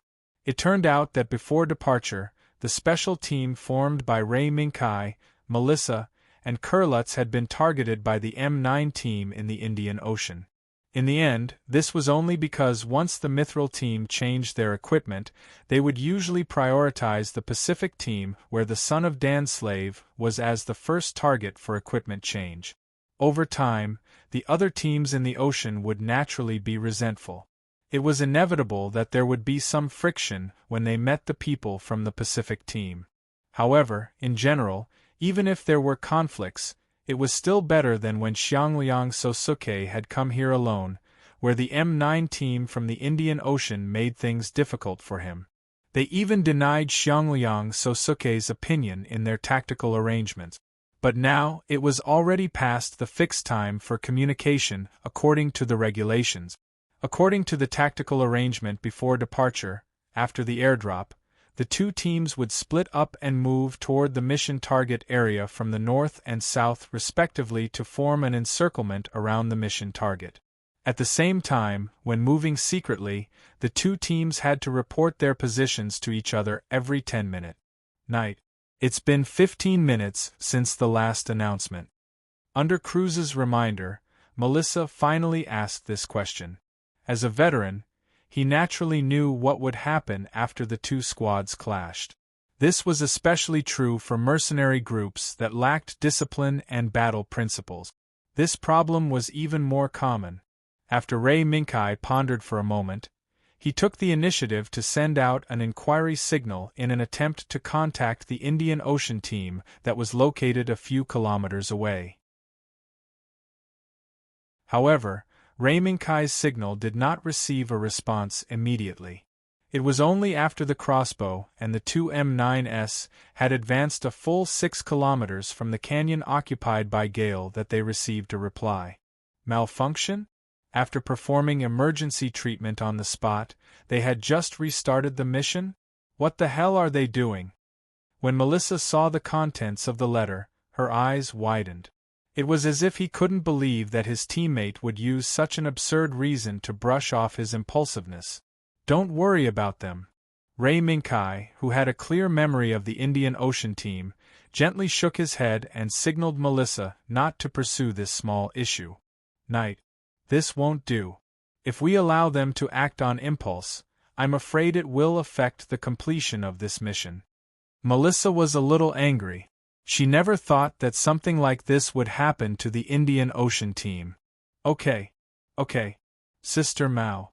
This is just a small matter. As long as we can complete the mission in the end, it's fine.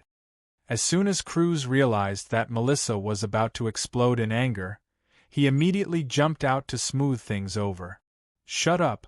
We're in combat mode. Don't call my name. Yours 6. However, after Cruz's interruption, Melissa's anger subsided. She also knew that not every mercenary hired by Mithril would be as good as the soldiers of the Pacific team. Yours 6. Now, I hope you can listen to what I'm about to say. At this time, a map of the mission target appeared in front of Ray Minkai. This map would only be triggered by the system when the M9 team led by Strongbow was within 10 kilometers of the mission target and displayed in front of Ray Minkai. Melissa, Cruz. What I'm about to say will be conveyed through our team's dedicated communication channel. After the next battle, you can share information with our teammates based on the situation at the scene. In the whistling wind, Strongbow stood at the exit of the canyon, raised his right hand, and signaled Melissa and Cruz's M9 to hide in the shadows of the canyon.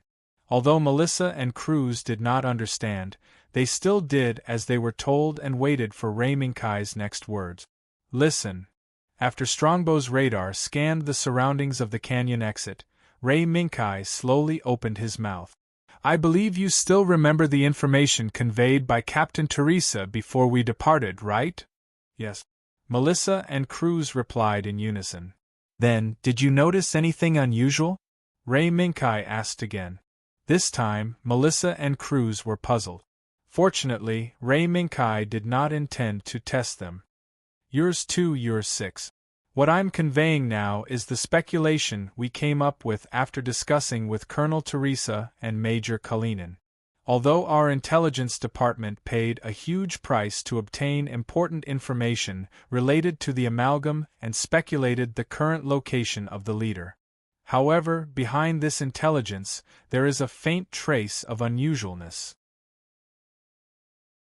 After combining the information from many sources and discussing with Colonel Teresa and Major Kalinin, we finally concluded that this may be a bait thrown by the enemy. Bait? When this was said, Melissa and Cruz were stunned. If this was the case, why would they send their team here? Yes and no. According to Colonel Teresa's speculation, this may not be a bait thrown to us. Ray Minkai recalled that before the attack, he was suddenly called by Teresa and told of this speculation. At that time, Ray Minkai was also surprised by Teresa's speculation. Because this Middle East mission should have been dispatched by Xiangliang Soji, and under the circumstances of paying a huge price, he was able to retreat unscathed after severely injuring 9 dragons and killing his former comrade. Now 9 dragons was killed by Ray Minkai. This trip to the Middle East was bound to have unexpected situations. However, if one were to say that the information this time was a bait released by the enemy, Knight, I know this may be an unacceptable speculation. After all, our Mithril Intelligence Department paid such a huge price to obtain such important information. Teresa had already expected Ray Minkai's doubts and began to explain why she made such a speculation. It is precisely because our intelligence department paid such a huge price that it aroused my suspicion. Assuming that the enemy had the powerful strength to directly destroy our intelligence personnel from the beginning, how did our intelligence personnel pass on this information in the desperate situation of destruction? Was it a moment of luck, or was the intelligence personnel well trained? Teresa's eyes revealed a glimmer of wisdom.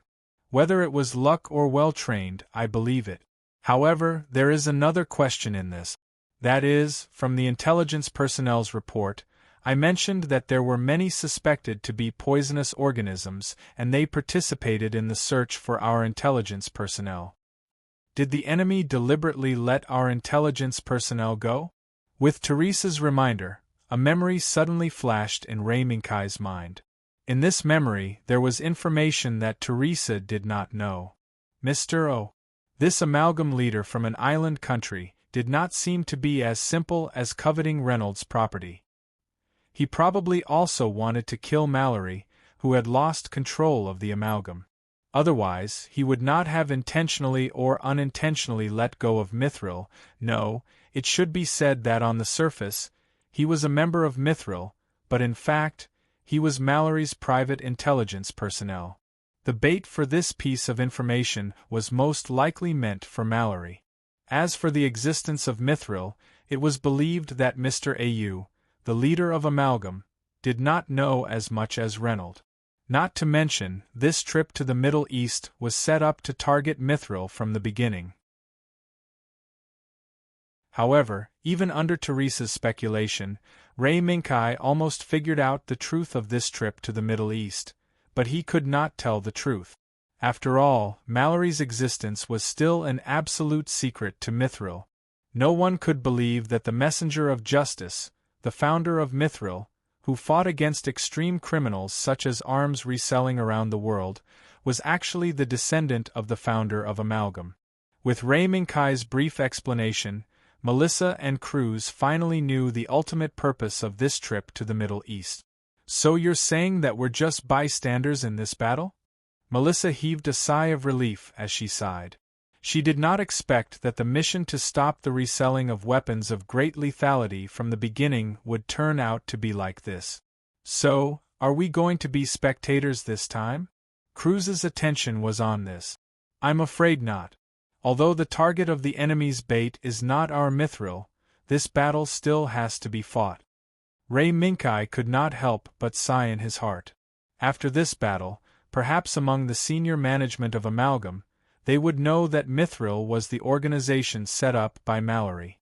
However, Ray Minkai thought that in the following time, Mr. A.U., who tried to eliminate dissidents and completely control Amalgam, would be killed by Reynolds, so he let go of this sigh. Anyway, the enemy standing on the opposite side would be on Reynolds' side sooner or later. Therefore, it did not matter if he knew earlier or later.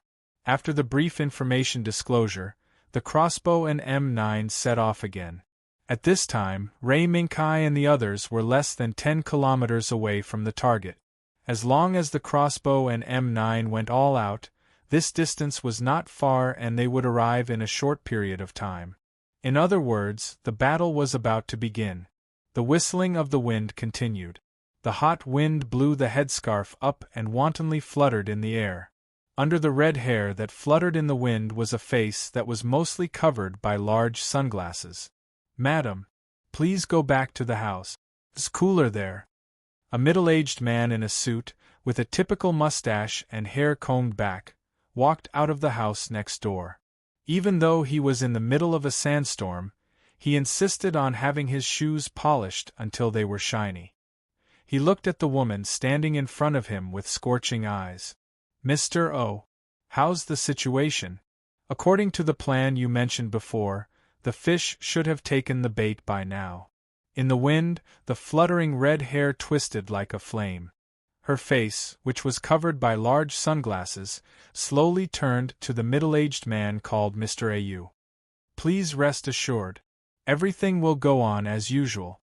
The fish have not been scared away."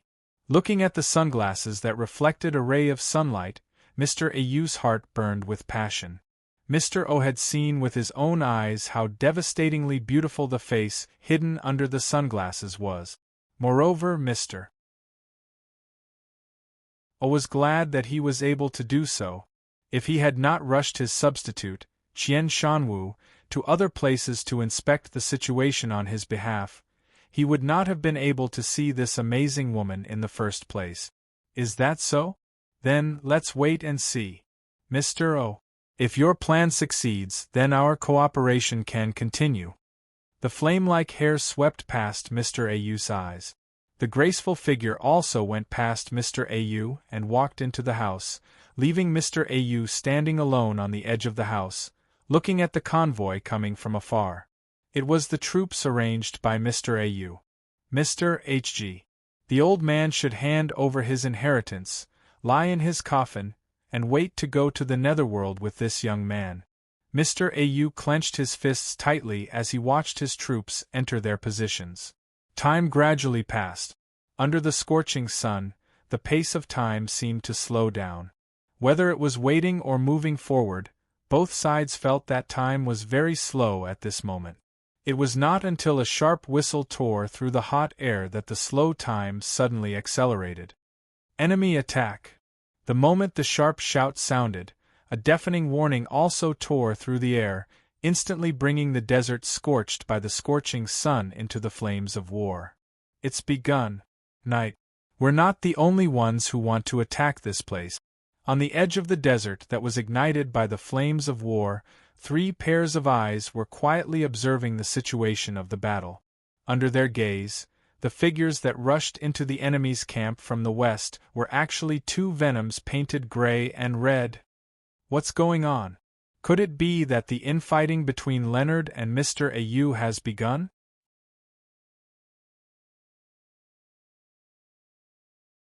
Chapter 365. The appearance of vicious venom, no, the King of Hell, shocked everyone who followed Mr. O from this desert to set up a trap. Even Mr. O could not help but be stunned. As the mastermind who set up the trap, Mr. O naturally knew that the target he was ambushing would not have a body model like the King of Hell. This was because there were not many pilots in the amalgam who could control this type of body. In layman's terms, most of the pilots who could control the King of Hell were unfathomable in the eyes of ordinary people. Therefore, Mr. O had absolute reason to believe that the old man who should be rotting in his coffin would not be able to own a cutting-edge body like the King of Hell. Who is it? Is it that young boy? Mr. O's eyes flickered as his thoughts ran wild. According to his understanding of Reynold, this young boy did not seem to be the type to make things difficult for him at this time.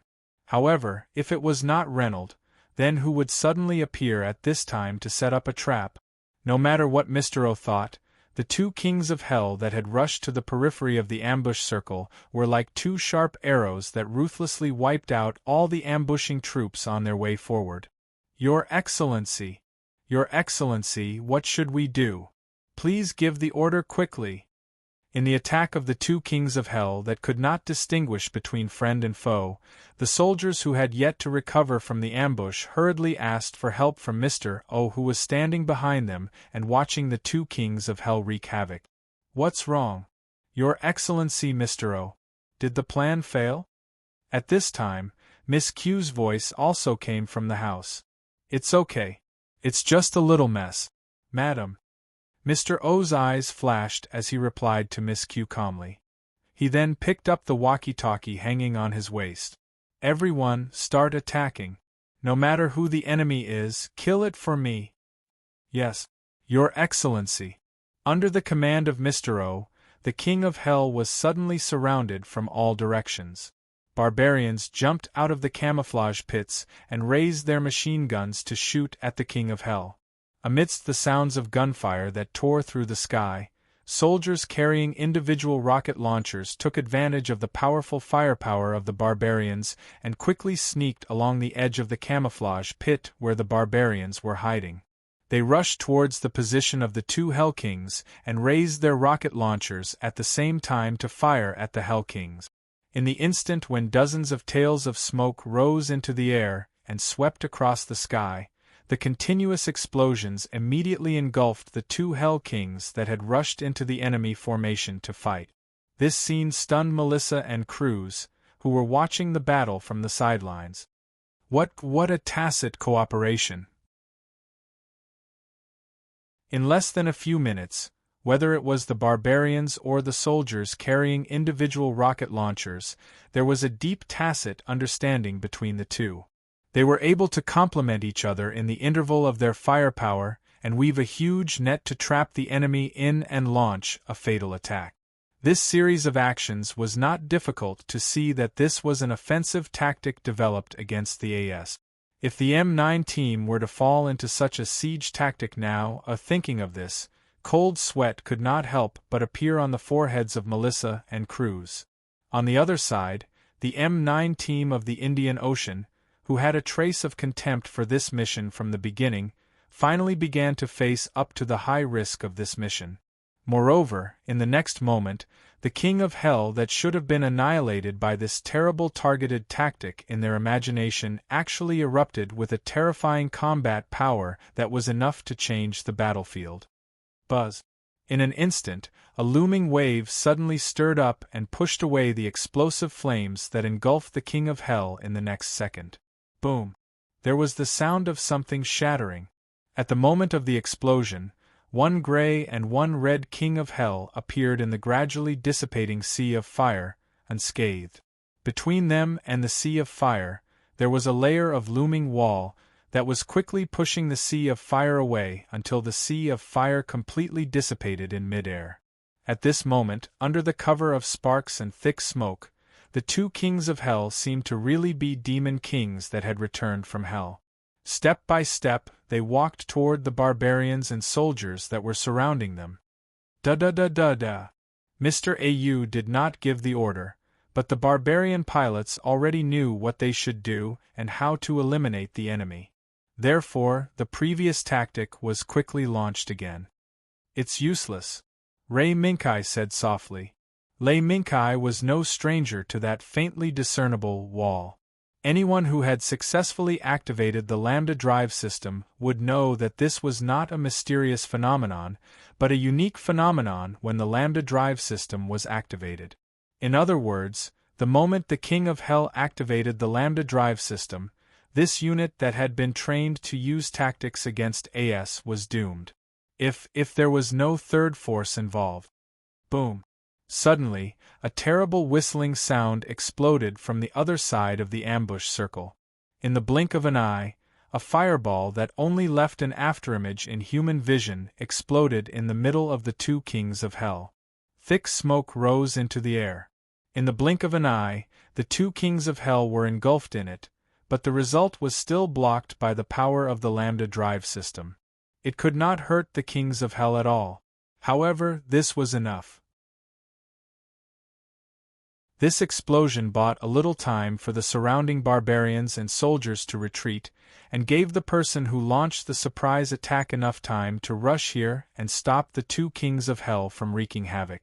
However, after this third force appeared from the thick smoke, the Indian Ocean team was once again surprised. The same body? How is this possible? Is this internal strife? Yes. just as Rei Minkai had guessed before. The moment the third force, which was the other two gray-green painted kings of hell, appeared, perhaps the internal strife of the amalgam had already begun. "Knight, what should we do?" Melissa, who also had the same thought, immediately asked. For Melissa, even for the Indian Ocean team hiding on the other side, this might be an opportunity. Whether it was to stand by and watch, or to take advantage of the aftermath of the battle between the Kings of Hell to capture the target, which was Mr. Au, at this moment, it was highly feasible. Wait a little longer. Rei Minkai was not willing to let go of such an opportunity. However, plans could never compare to the changes in reality. The Kings of Hell, who should have had the same performance, had already decided the outcome the moment they met. The two gray-green Kings of Hell, who represented the barbarians, were actually pierced through their chests by the long swords in the hands of the two Kings of Hell, one gray and one red. They were KO'd in one blow. Even if the wall, activated by the Lambda drive system, was flashing on the blade of the longsword, it was useless. The wall of the Lambda drive system, which should have been able to block countless cannonballs, was unable to block a longsword at this moment.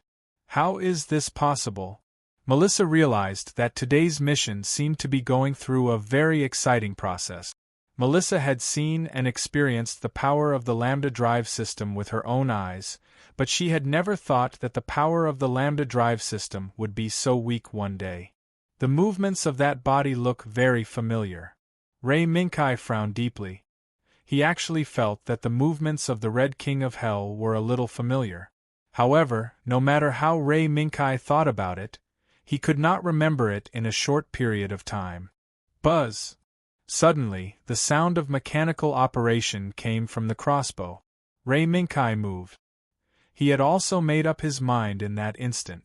Yours too. Send out the signal, execute Plan C, see? Knight, wait. If we do that, it's too reckless. Before Melissa could react, the crossbow that Rei Minkai was piloting jumped high up from its hiding place. While in midair, it raised the 58mm shotgun in its hands and fired 6 shots at the two Hell Kings that were preparing to continue forward. Bang! Bang! Bang! Under the rapid expansion of the bullets, the two Kings of Hell, who had just killed the same type of AS, had no choice but to stop and turn around to look at the crossbow that had safely landed. Both sides did not speak. The moment they confirmed that the other side was their enemy, they started fighting on the spot. As the silver hair fluttered, the Gray King of Hell raised its hand, and a gust of wind roared. The physical shock wave caused by the strong desire to attack directly pounced on the crossbow in an unreasonable manner, as if it would tear the crossbow apart in the next second. But Rei Minkai just narrowed his eyes, and the heat dissipation system behind the crossbow immediately activated. In the instant the surrounding air temperature quickly rose to the point where it was enough to distort light, the wall appeared. Boom! The physical shock wave caused by the Gray King of Hell mercilessly hit the wall of the crossbow and set off an extremely terrifying explosion. In the midst of the shocking explosion, a tyrannical shock wave actually filled the surrounding potholes and flattened the barbarians that were destroyed by the two Kings of Hell, and the soldiers that were killed were all sent flying. Buzz! In the gust of wind that seemed to be able to tear apart space, a red afterimage suddenly appeared, turning a blind eye to the terrifying shock wave that was wreaking havoc in the surroundings, and appeared behind the crossbow like a ghost. In its hand was a dagger that was flickering with cold light. Bang! The sound of the wind was suddenly dispersed by a loud sound of metal colliding, leaving only the sparks that burst out from the collision of two short weapons that were flickering with cold light. Repeating the same old trick? The Red King of Hell's intention was very simple. That was to take advantage of the opportunity created by the Gray King of Hell's attack to try to heavily injure the crossbow in one fell swoop. However, this trick had long been seen through by Rei Minkai. From the beginning, Rei Minkai was on guard against this. Therefore, the Gray and Red King of Hell's trick had no possibility of success. Clang! Suddenly, the dagger in the crossbow's hand lit up with a stream of light. The moment this stream of light appeared, it illuminated the Red King of Hell's prismatic head, but it also scared the Red King of Hell back. Otherwise, in this situation where the distance was almost zero, a heavy blow to the lambda drive system of the crossbow would probably not end well. Similarly, when the Red King of Hell was scared back, the Grey King of Hell that was entangled with the crossbow also retreated continuously, directly retreating to a distance that was enough to confront the crossbow. Scared back? How is that possible? As soon as this thought appeared, it was immediately rejected by Ray Minkai. A pilot who could pilot the Hell King was not someone who was afraid of death. Otherwise, he would not be able to activate the lambda drive system on the Hell King. What Ray Minkai did not know was that the hands hidden behind the Red King of Hell were like pulling the lines on a puppet, one step at a time, controlling her to attack the crossbow. Come on! Come on! Come on! Let me see the color of hatred! In the dark, a pair of huge hands trembled slightly above the Red King of Hell's head, and under this trembling, the Red King of Hell actually made the movements and actions imagined by the owner of the huge hands. A white body, among the Red King of Hell, a crimson-red light that looked like a drop of blood slowly lit up, illuminating the thin figure sitting in the driver's seat in the front, making him look particularly horrifying. Kill! Kill! Kill! The thought of tearing the white body in front of it into pieces was incomparably strong and terrifying. Under this terrifying thought, the lambda drive system actually erupted with unprecedented power. Under the guidance of the lambda drive system, the surging power was like a tide that continuously spread out with the Red King of Hell as the center. Moreover, this tide-like power was crazily pressing towards the crossbow. The moment the sound of something breaking rang out, the Red King of Hell actually disappeared from its original position in the blink of an eye and rushed in front of the crossbow like lightning. A burst of white light suddenly appeared between the two.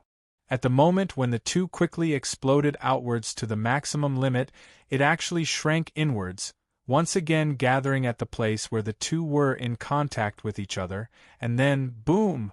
An explosion that was even bigger than the one caused by the barbarians' and infantry's joint attack exploded on the spot. No one knew what the crossbow and the Red King of Hell were doing at the moment of the explosion. The only thing they knew was that at the moment of the explosion, a small sun actually appeared in this desert, snatching away everyone's vision. Only when the rumbling explosion between heaven and earth gradually faded away did everyone's vision gradually recover. Is this the true power of the lambda drive system? It's simply like the power of a fairy tale. On the other side, Melissa, who had hidden in a small ravine in time, stared blankly at the small sun that was slowly disappearing.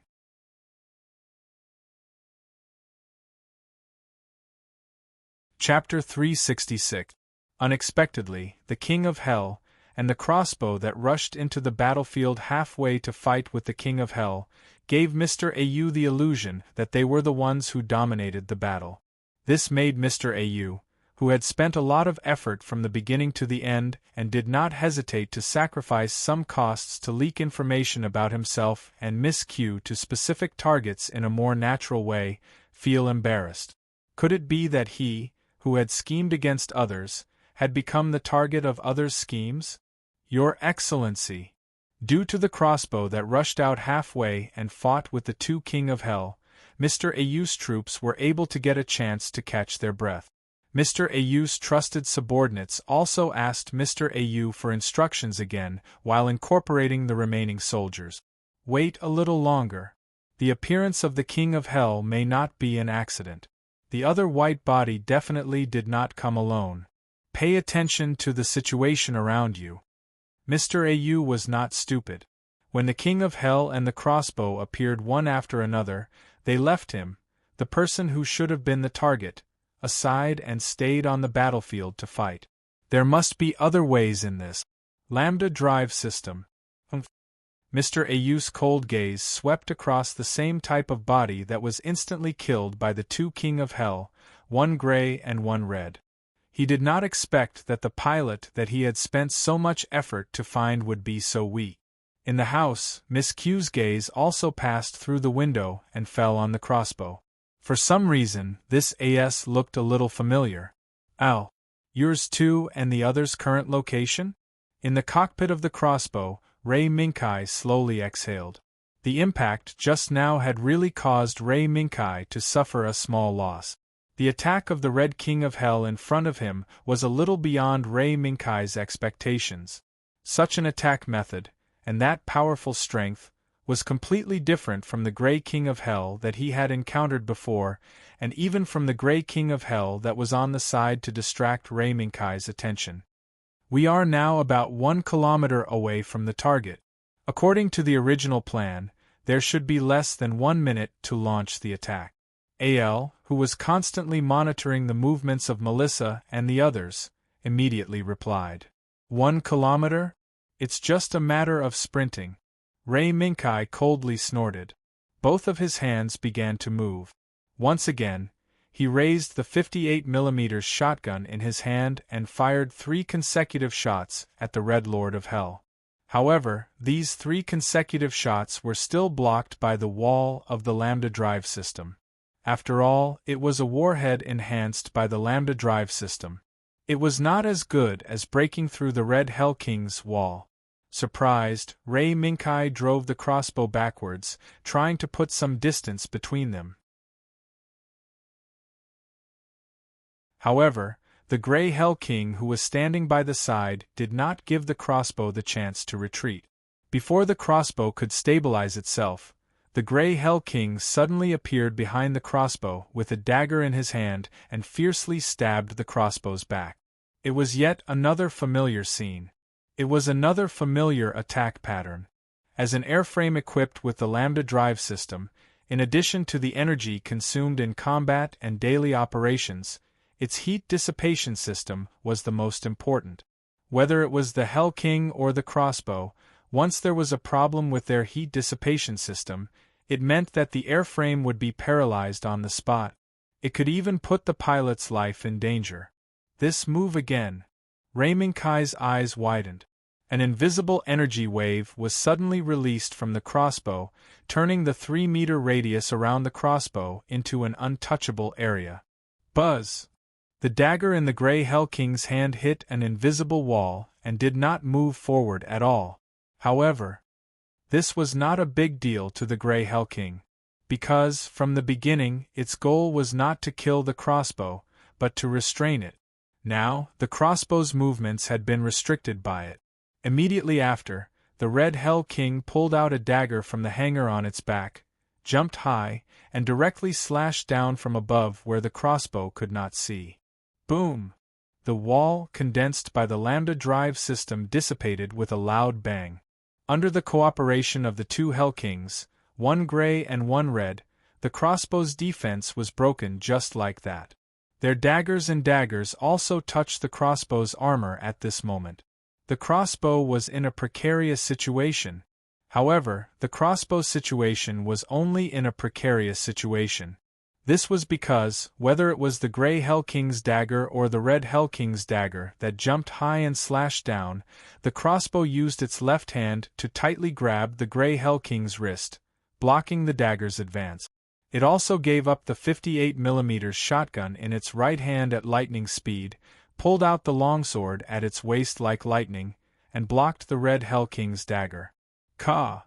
The Grey Hell King's dagger did not pose much of a threat, but even if the Red Hell King's slash was blocked, the impact still spread throughout the crossbow's body from the collision between the blades, and then landed on the ground. Thus, on the ground where the crossbow stood, a spiderweb-like crack crazily tore the ground apart. Don't underestimate people too much. Ray Minkai's eyes flashed. The crossbow first grabbed the Grey Hell King's wrist with its left hand, and a few cracks appeared. Seeing this, the Grey Hell King's pilot, who turned pale with fright, quickly waved the Grey Hell King's left fist, trying to rescue the Grey Hell King's right hand by besieging it. Otherwise, under the terrifying power of the crossbow that seemed to be able to crush the Grey Hell King's wrist, the Grey Hell King would definitely become the first injured person in this battle. Fortunately, Rei Minkai's move was only an attempt to scare the Grey Hell King away, so when the Grey Hell King showed that it was about to retreat, the crossbow also made a feint under Rei Minkai's control, forcing the Grey Hell King to retreat, and attacked the more threatening Red Hell King with full force. The longsword swept across the sky, and the powerful force of the crossbow instantly sent the Red Hell King, who was still in mid-air, flying. But the Red Hell King, who was sent flying, did not roll to the ground under the attack of the crossbow.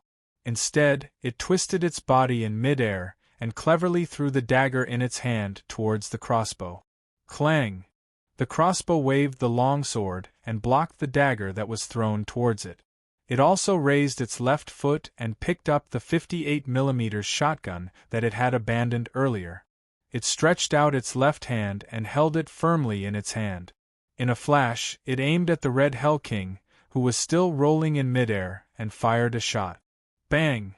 As the bullets whistled, the Red Hell King was in an extremely dangerous situation. However, even in the face of being in midair and unable to use its strength to exert its strength, the Red Hell King still showed a fearless look. This was because the Red Hell King's actions in the next second made Rei Minkai reveal a trace of shock and seriousness.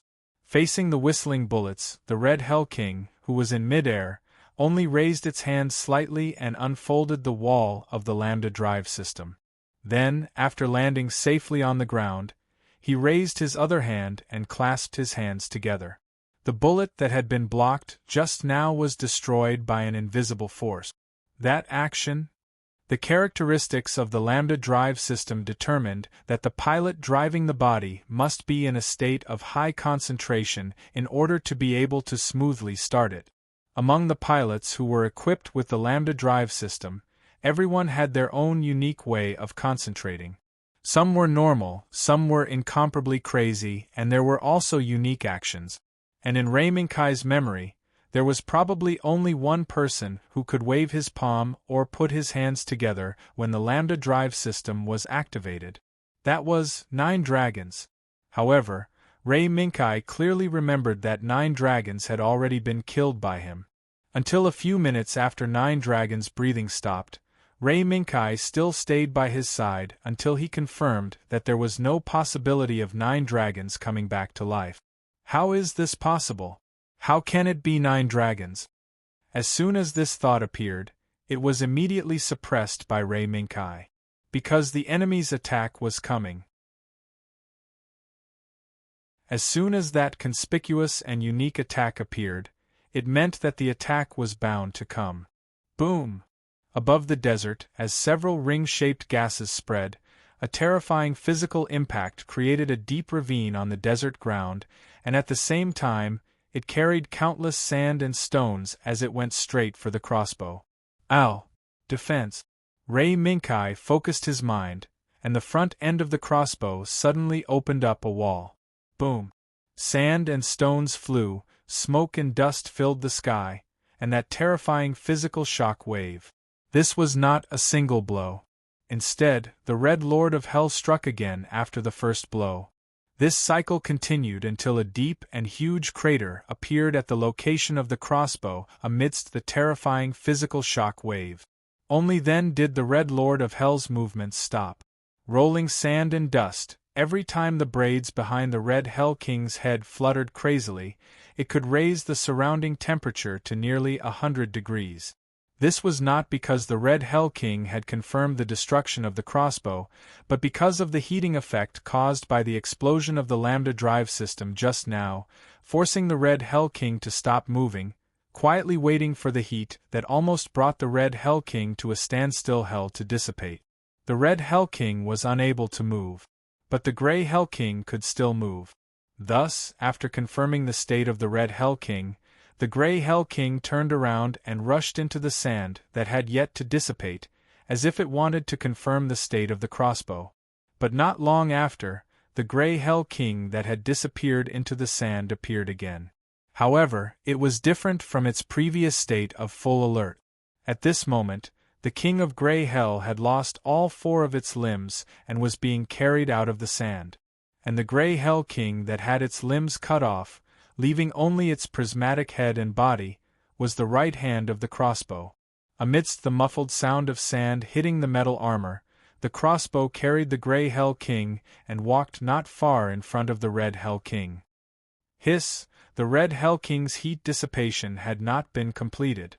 The crazily dancing braids were still emitting the heat from the Red Hell King's body into the air. Looking at the faint distortion in the air around the Red Hell King's body, Ray Minkai snorted coldly. With a move of his right hand, the crossbow threw the Red Hell King that he was carrying towards the Red Hell King. Rustle! The heavy Red Hell King fell heavily to the ground, and as it rolled, it left a scratch on the ground until it was stepped on by the Red Hell King. Clang! After throwing the Red Hell King over, the crossbow raised his long sword and pointed at the Red Hell King. Facing the enemy that might be the 9 Dragons' corpse, Ray Minkai did not speak, nor did he try to intercept the communication channel of the Red Hell King. The only thing he had to do was to kill the enemy in front of him. Go! Go G! The provocation of the crossbow had undoubtedly infuriated the Red Hell King's pilot. Especially after stepping on the human stick teammate that was thrown over by the crossbow in the cockpit of the Red Lord of Hell, the crimson light seemed to be like a sea of blood, drowning the thin figure that was piloting the Red Lord of Hell. Kill! The moment a sharp cry sounded in the cockpit, the Red Hell King that was stepped on by the Red Hell King was stomped to death. Boom! In the roar, the Red Hell King did not die in the hands of Ray Minkai. Instead, it was stomped to death by its teammate, the Red Hell King. Red. The red light that was like blood filled the eyes of the Red Hell King's pilot. Especially after killing his teammate, in this sea of red light that filled the eyes, a face appeared faintly. Kill him! The face said so. Thus, the Red Hell King moved and disappeared in an instant. Like a cannonball, it swept across the desert and rushed in front of the crossbow with an extremely terrifying hurricane. Buzz! Ray Minkai, who was unwilling to sit still and wait for death, moved his right hand, and the crossbow immediately returned the favor. He waved his right fist and went straight to the Red Hell King that was pouncing on him. In the blink of an eye, the fist of the Red Hell King and the fist of the crossbow, they collided together fiercely. In the middle of these 2 fists, 2 terrifying energies that contained astonishing energy were wantonly attacking everything that could be destroyed by them. At this moment, the battle between the Red Hell King and the crossbow was like a great battle between gods and demons in myth. The soldiers hiding in the distance were dumbfounded. The existence of the Lambda drive system was confidential. Even the amalgam that had been mass-produced did not have the idea of making it public, let alone the Mithril that knew little about the Lambda drive system. Therefore, the Red Hell King and the crossbow, who had mysterious and invisible power with just a raise of their hands and feet, had already become gods and demons in myths at this moment. Kill him! Kill him! Kill him! Terrifying, and crazy thoughts continued to surge out of the increasingly red cylinder behind the cockpit, hitting the mind of the thin figure sitting in front of it like a tide. That was the wail of the undead. That was the wail of the undead. That was the curse of the undead. In this increasingly crazy wave, the consciousness that was on the verge of collapse finally crossed the line of collapse. Kacha! From the mind, it was also the sound from the Red Hell King's body. It became the bell that ended the battle. The Red Hell King crashed.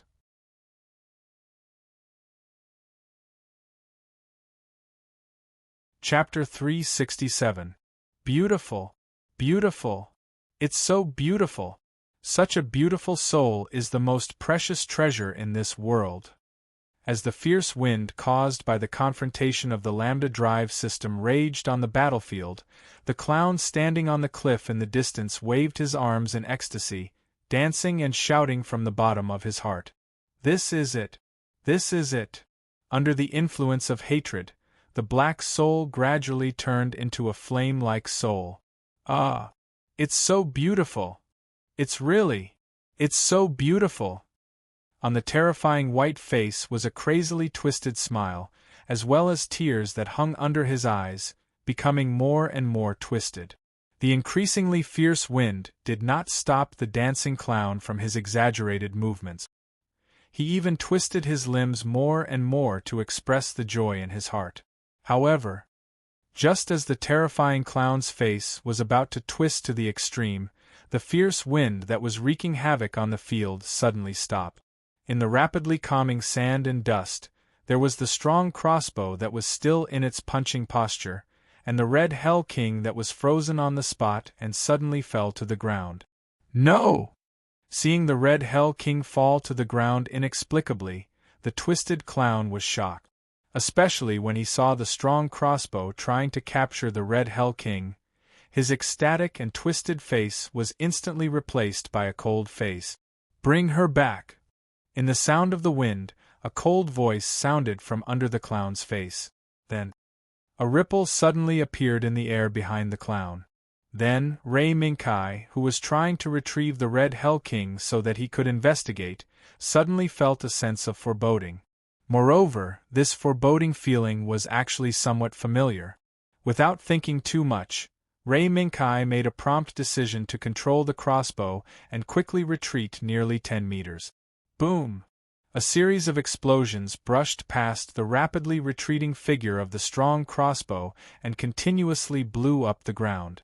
It was not until the strong crossbow was at least 100 meters away from the red Hell King that this strange explosion gradually stopped. Attack! Al, can you find the source of the attack? Ray Minkai's spirit was tense. In the series of explosions just now, Ray Minkai did not see any traces of artillery shells, nor did he find any signs of energy weapons such as light beams, lasers, or other energy weapons.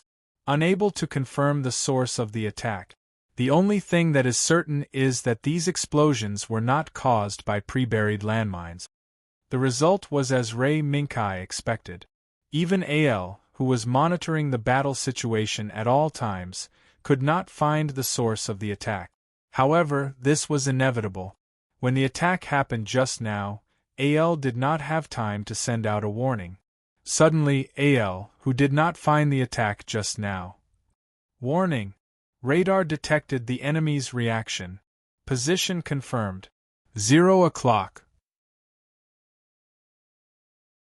Number is 1. 0 o'clock 0000. Isn't that where the red Hell King is? Lei Minkai focused his gaze and looked in the direction of the red Hell Sovereign King. On the cratered ground that was hit by the invisible attack, a mech was faintly discernible. ECS system? Moreover, as the outline became clearer, the body that took the initiative to remove the ECS system turned out to be another Hell King. How many Hell Kings are hidden around here? Lei Minkai furrowed his brows when he saw the mech appear beside the Red King of Hell, ignoring the existence of the crossbow and slowly bending down to pick up the Red King of Hell that had lost all of its reactions. However, before Lei Minkai could even take action to resolve his doubts, the invisible attack from before appeared once again. Al still did not respond. What was able to give Ray Minkai a warning was still his own instinct for danger. Boom!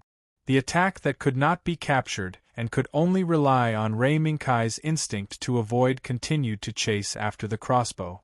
At the same time, it also created an opportunity for the Hell King that picked up the red Hell King, allowing it to escape from the crossbow while carrying a burden of the same weight. Al, haven't you found the source of the attack? Ray Minkai gritted his teeth and relied on instinct to dodge the attack while sending out Al. No, Knight. I can't find the source of the attack. From the radar, the surrounding situation is normal. This is abnormal. Al's voice was still steady. Nonsense. Of course it's abnormal. As soon as these words came out, Ray Minkai's voice suddenly became mute. Because he had already thought of a possibility. Fallen Angel. In the whole story of the All-Metal Tide, only Reynolds' Fallen Angel could launch such an incredible attack as an invisible attack. Could it be, did Reynold come to this battlefield in person? The answer was impossible to know. Under the pursuit of the invisible attack, Rei Minkai could barely dodge. Moreover, when Rei Minkai was forced back by this invisible attack, the newly appeared Hell King did not hesitate to pick up the Red Hell King and quickly retreated into the distance. When the ECS system took effect again, the continuous invisible attack finally stopped. Obviously, this was just an attack purely to prevent Rei Minkai from doing anything harmful to the Red Hell King. Ow! Yes, Knight. When the words came to his mouth, Rei Minkai suddenly stopped talking. Forget it. Oh, what about yours too and the others? Even if they locked onto the mech that took the Red Hell King away, the attack from nowhere would still appear.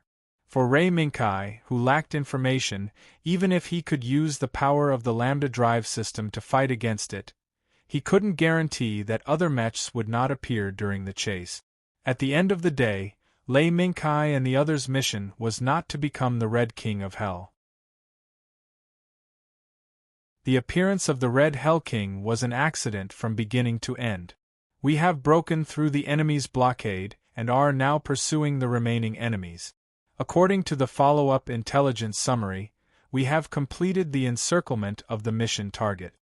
AL summarized the information he had received before, but because of the fierce battle, he was unable to tell Rei Minkai the first thing he did.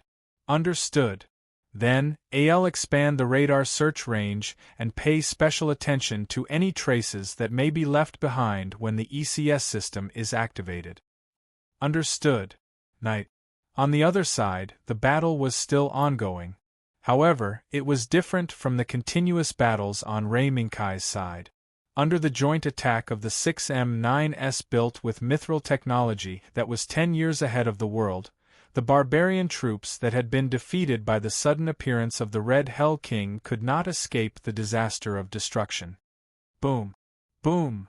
The barbarians fell one after another and turned into flames that soared into the sky, as well as thick smoke that filled the entire battlefield. Under the burning flames from the wreckage of the barbarians, the soldiers who had already collapsed dropped their weapons and raised their hands to surrender to the M9S that ignored them. The battle in front of her was so smooth that it was unbelievable.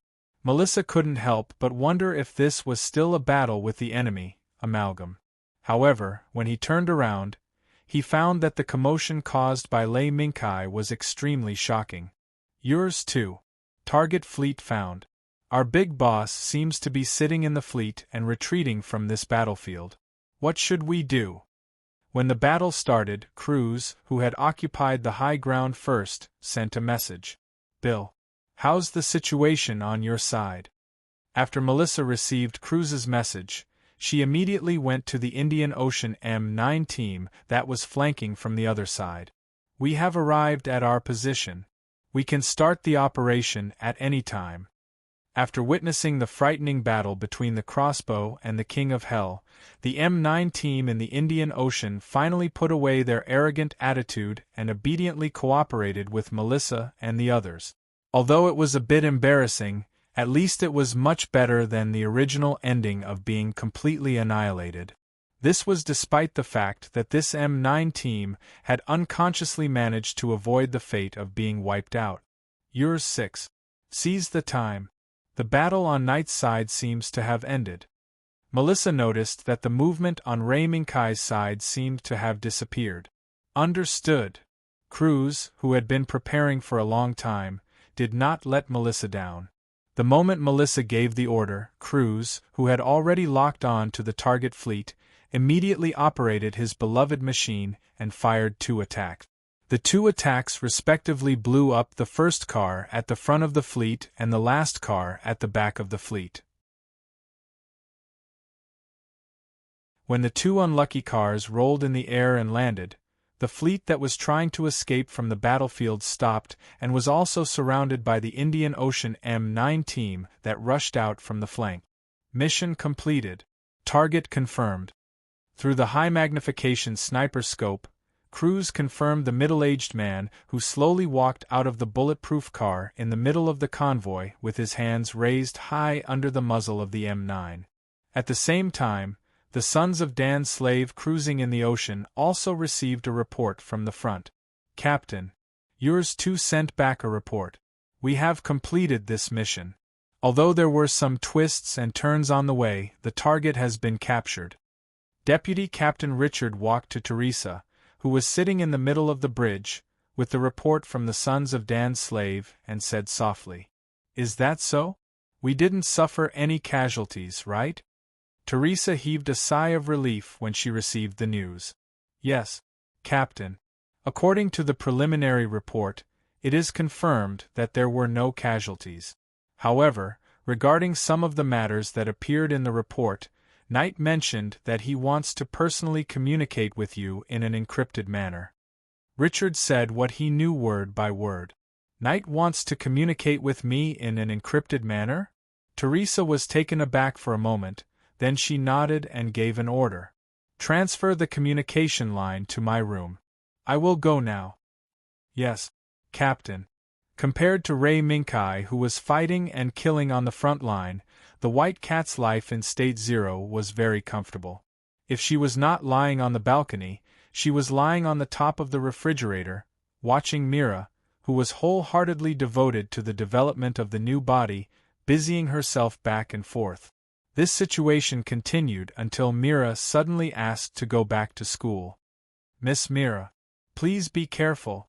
As the old butler who took care of Myra's daily life, Jack did not ask about Myra's whim. Instead, he quickly took care of everything for Mira and personally sent Mira to the car. Of course, White Cat, who ran into the car on her own, was not within Jack's service scope. During this period of time, Jack had seen too many of the White Cat's illogical actions. If one day White Cat suddenly spoke in front of Jack, this old butler would not be too surprised. They did not speak for the rest of the journey. White Cat, State Zero, knew about Myra's plan. As the only bystander who watched how Mira designed the exclusive body for Ray Minkai from the beginning to the end, White Cat, State Zero, knew what the bottleneck that Mira was facing was. However, White Cat, State Zero, could not tell Mira what to do. After all, as a metal creature with mysterious powers, these questions were just innate instincts for State Zero of White Cat. Therefore, Myra's whim this time was probably to get in touch with Chidori, who was also a whisperer, and try to get a breakthrough point from her. The car drove quickly and steadily on the road. Mira, who was sitting in the middle, silently looked at the scenery outside the car. No one knew what she was thinking. Just as the car drove to the last intersection before reaching Zemdai High School, an accident suddenly happened. An ear-piercing braking sound suddenly tore apart the tranquility of the morning, followed by a burst of panicked screams and a huge impact that fiercely struck people's hearts. Bang! Amidst the impact, a heavy-duty truck full of goods appeared in front of them from the right side of the intersection in a flipped position. In a burst of sparks, it slammed into several cars that were too late. After the inertia gradually disappeared, it stopped in the middle of the intersection, blocking the road to Zemdai High School. "TSK, Miss Mira, please sit properly. There seems to be a small situation now. I'm afraid we can't go to school for the time being." The driver was hired by old Jack at a high price. When the skilled driver saw the sudden appearance of the heavy-duty truck that blocked the road ahead, he immediately realized something. "I'm counting on you, Mr. Victor." A trace of fear suddenly rose in Myra's heart, but it gradually calmed down after the White Cat, State Zero, stretched out its paw and patted her shoulder. The driver sitting in front did not notice Myra's abnormality. He was already concentrating on the situation on both sides of the road and did not have much energy to observe Myra's state. He stepped on the accelerator. The car that Mira was in suddenly accelerated and tried to pass through the alley on the other side, turning back in the direction of the residential area. Coincidentally, this scene was also seen by Chidori and Xiangliang Sosuke, who who were just attracted by the sudden car accident. That's the transfer student Mira? Qian Yao was about to cry out in alarm. That direction, why did she go back? Isn't she going to school? Xiangliang Sosuke, who was standing at the side, was stunned at first, then he connected the car accident and the car that Mira was in together. Not good. Someone is targeting Mira. This is an attack. However, even if he guessed the answer, Xiangliang Sosuke could not immediately provide support to Mira. This was because, right now, there was another whisperer standing beside him, Qian Yao. If, in the next moment, when Xiangliang Sosuke was hesitating, gunshots suddenly sounded. Da-da-da-da-da. The instinct that was forged from life and death on the battlefield saved Xiangliang Sosuke and Chidori from the muzzle of the gun at this critical moment. What's going on? Someone fired? Chidori, who was pulled to the back of the alley by Xiangliang Sosuke, was unable to react. Attack? No. It's a kidnapping. Student Chidori. This is an attack against you. No, it should be an attack against you. Now, please do as I say. Otherwise, we are all finished. Xiangliang Sosuke was unable to make a choice. Because, in front of his eyes, there were already enemies who were trying to kidnap Chidori. As for Mira, Xiangliang Sosuke could only hope that Rei Minkai would be prepared. Because, in the following time, Xiangliang Sosuke's time would become very precious and intense.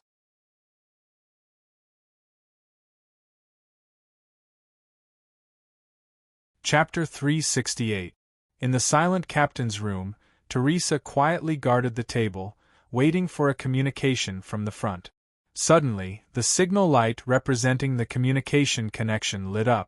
Teresa immediately pressed the button to connect the communication and said, "I'm Teresa. Knight, is that you?" On the other end of the communication, Rei Minkai's voice sounded. "Yes, Colonel. I'm Knight. Is the current line secure?" Teresa frowned slightly. She seemed to think that Rei Minkai was a bit too cautious. But she still made a promise. "Knight, this is my personal encrypted channel. The chances of it being bugged are very low." "Understood. Then, let's begin." When Rei Minkai's voice sounded again, he told Teresa some of the information he found in the previous battle. After quietly listening to Rei Minkai's explanation, Teresa did not immediately speak. Instead, she pondered for a moment and roughly sorted out her thoughts before slowly speaking. "Knight, what do you think is the probability of internal strife in the amalgam?" 60%. Rei Minkai, who had a clear understanding of the development of internal strife in the amalgam, only gave a safe answer. 60%? That's a high enough probability. In this way, it shows that the amalgam is not a monolithic organization. Teresa obviously had some confidence, but she did not continue to delve into this aspect for the time being. Instead, she changed the topic. "So, what's going on with Mr. AU? According to Knight, this person is not as simple as he looks." "Yes. This person is probably a substitute." "Substitute?" When she heard this, Teresa's voice was slightly higher. But when Teresa thought about it, it was indeed possible for a similar situation to occur. Although Teresa and others already knew that the ultimate enemy of Mithril was the amalgam, their understanding of the internal situation of the amalgam was mostly derived from the information collected by Rei Minkai and the information collected by Mithril's own intelligence department over a long period of time. A doppelganger? After getting the result, Teresa sighed slightly. "It seems that the enemy is far more difficult to deal with than we thought." As she spoke, Teresa pinched her hair braid and smiled. "However, I have an idea now. Knight, can you guess? Or rather, you were planning something similar from the very beginning." Rei Minkai smiled and praised Teresa without hiding anything. As expected of the goddess of wisdom. "That's right. My idea was to use this man who might be a substitute to lure the snake out of its hole.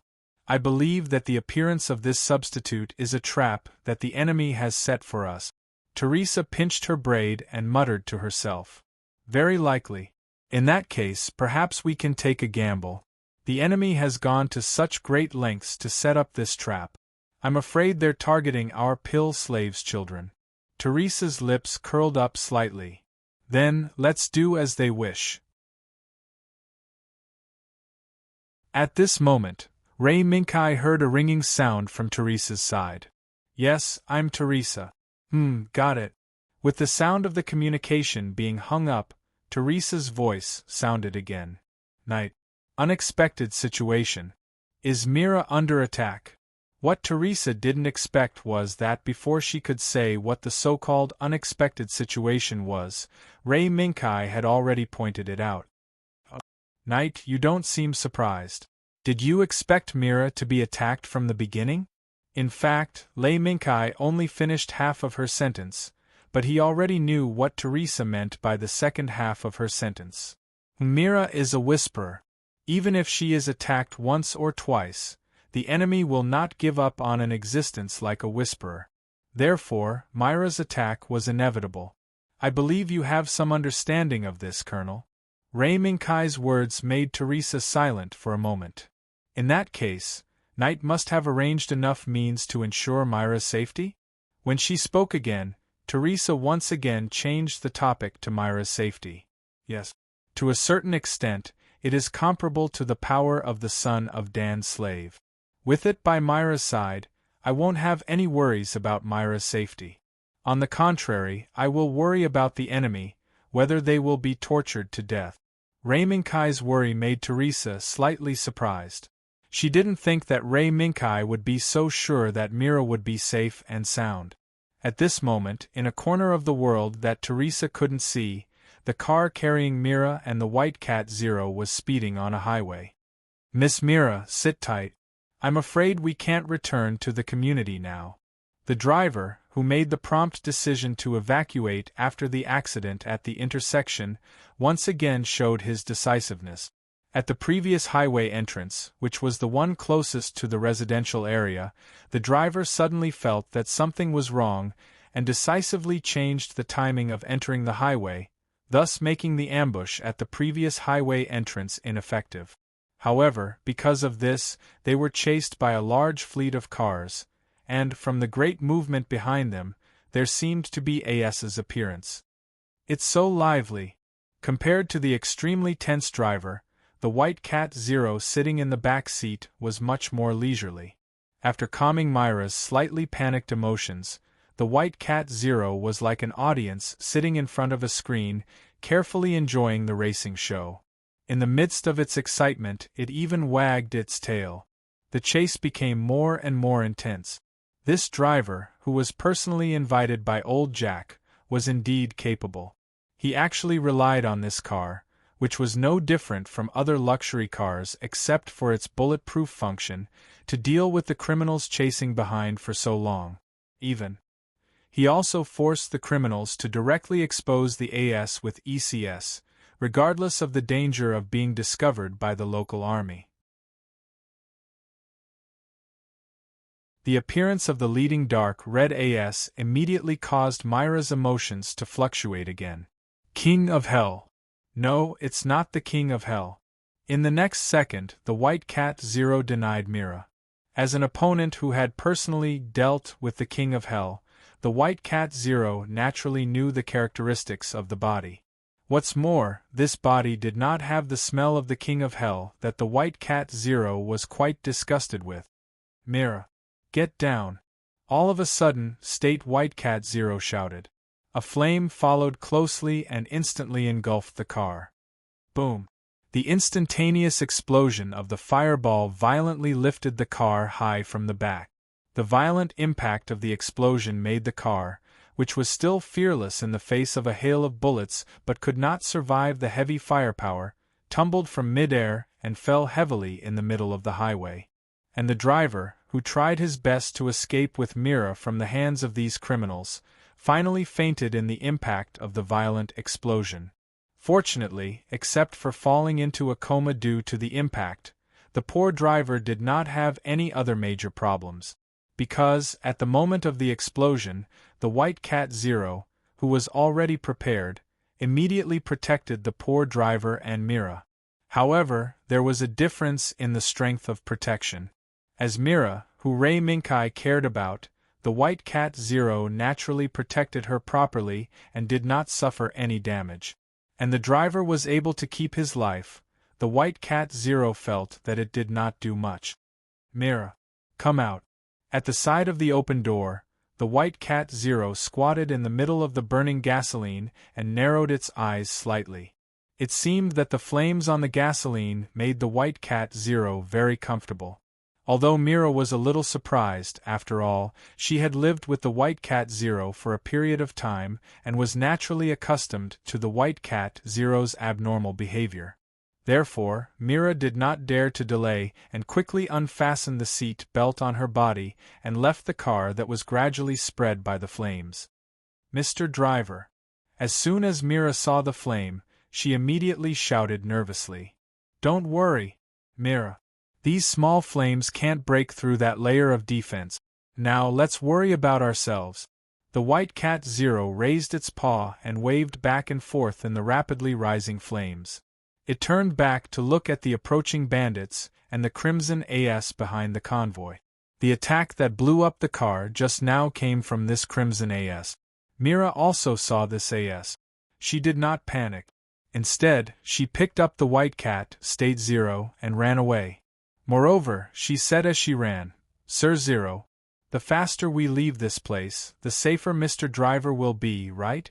The White Cat Zero nodded. Yes. The target of this group of bandits is no doubt you. As long as you leave this place, the poor driver will naturally not be of much use.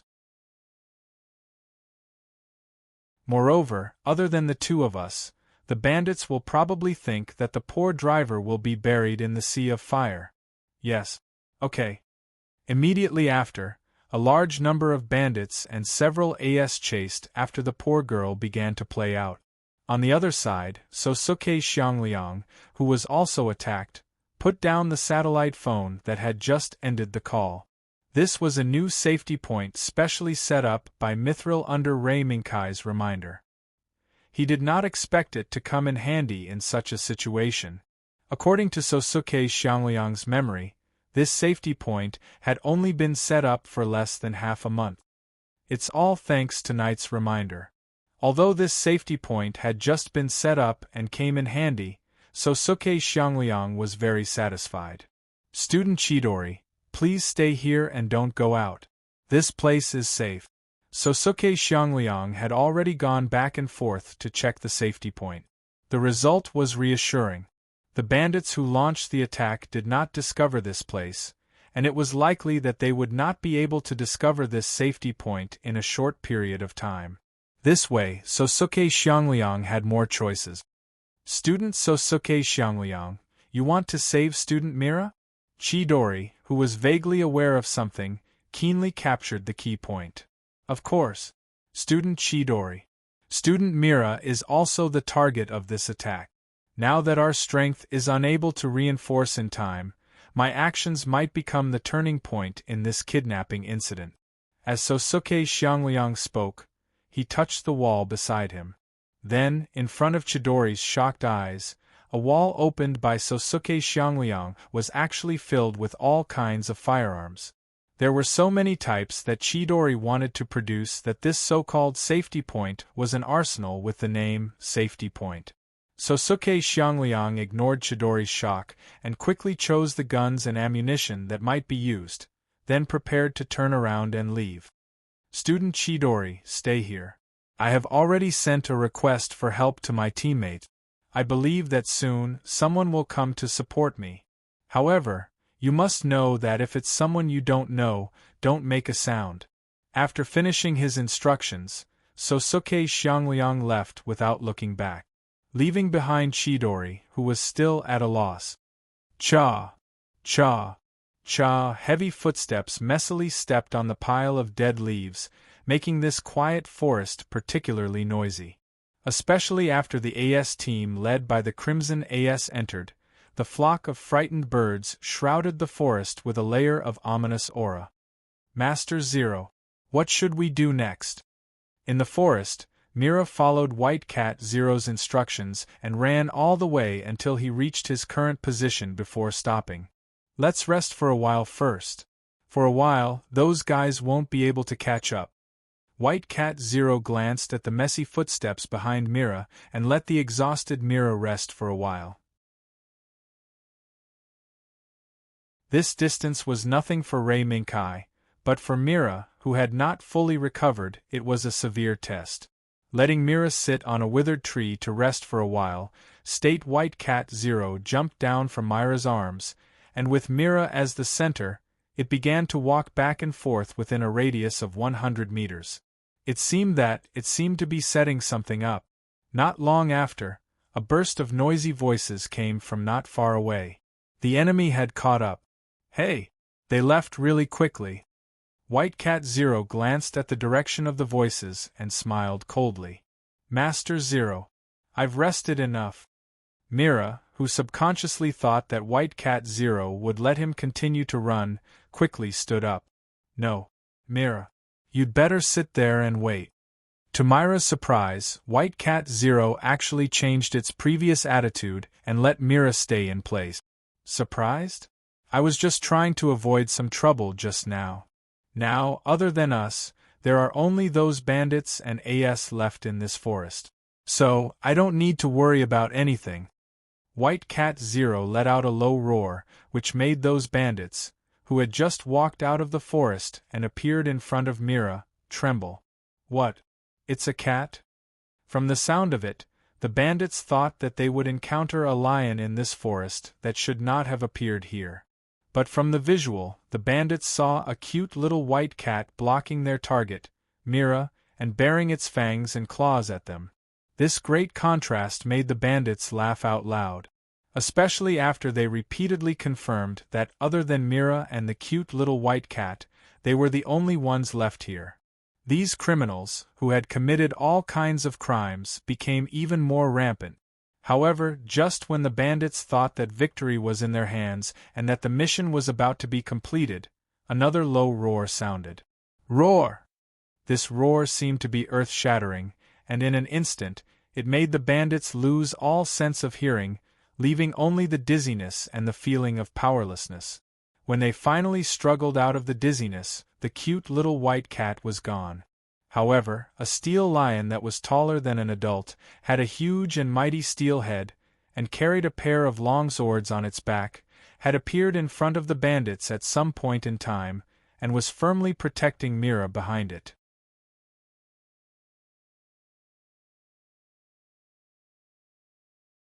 Chapter 369. Lion. Lion? The bandits, who were enjoying the chase, were stunned when they saw the steel lion appear in front of them. However, they soon burst into laughter. As bandits who fought on the edge of life and death and worked for the amalgam, they naturally had no lack of opportunities to interact with the AS, or even the King of Hell. Compared to the sovereign King of Hell, who had great lethality, this seemingly mighty big guy in front of him, who let out a low roar, was just a frightening iron lion. However, they did not know how this steel lion appeared in front of them. Ha ha ha ha! What a scary toy! Hey! Look, this little girl actually took out her own toy. Are you guys scared? Surprised, the bandits also felt that they had seen through Mira's trick and could not help but laugh. Sir State Zero? Mira, who was protected by the steel lion, shouted in fear. As Mira was the closest to State Zero, she could not help but be affected by the impact of the white cat's release of its instincts. Mira, don't worry. It's me. This is also one of my original bodies. The steel lion's transformation continued. While he was conversing with Mira, the steel lion that was taller than an adult had grown to nearly 3 meters tall, and its length from head to tail had also increased to nearly 10 meters. Furthermore, the paint on its body had changed from its original white color to a white steel head, blue limbs, and a ferocious golden claw that gleamed with a cold light. especially when the steel lion's body was completely fixed at 3 meters tall and 10 meters long. The pair of long swords on its back suddenly spread out to both sides. The blades of the swords were pointed at the bandits, who were still commenting on the steel lion's transformation. Roar! The white cat had seen the stupidity of humans many times. The bandits in front of him who thought that they had surrounded him and Mira were really ignorant and arrogant. However, among this group of arrogant bandits, there was a clear-headed person. That person was the pilot, Zate, who was piloting the Crimson AS with a small horn on its head. This pilot, who came from the Middle East, a land that had been ravaged by war for decades, would not be like those bandits who thought that they had the overall situation under control in this situation. That beast is not a toy. Once this thought surfaced in his mind, Zate knew that he could no longer laugh like his arrogant teammate. Buzz. The Crimson AS, which was the phantom that Zate was piloting, suddenly raised the Gatling Vulcan in its hands. The sudden action of the Gatling gun that had sent the car flying gave the criminals standing nearby a fright. Hey! Zayat, what are you trying to do? Don't you know that this weapon of yours can crush a human to pieces in an instant? The bandits, who were afraid that Zayat would go crazy and smash Mira into pieces, shouted one after another. Zayat was silent for a moment.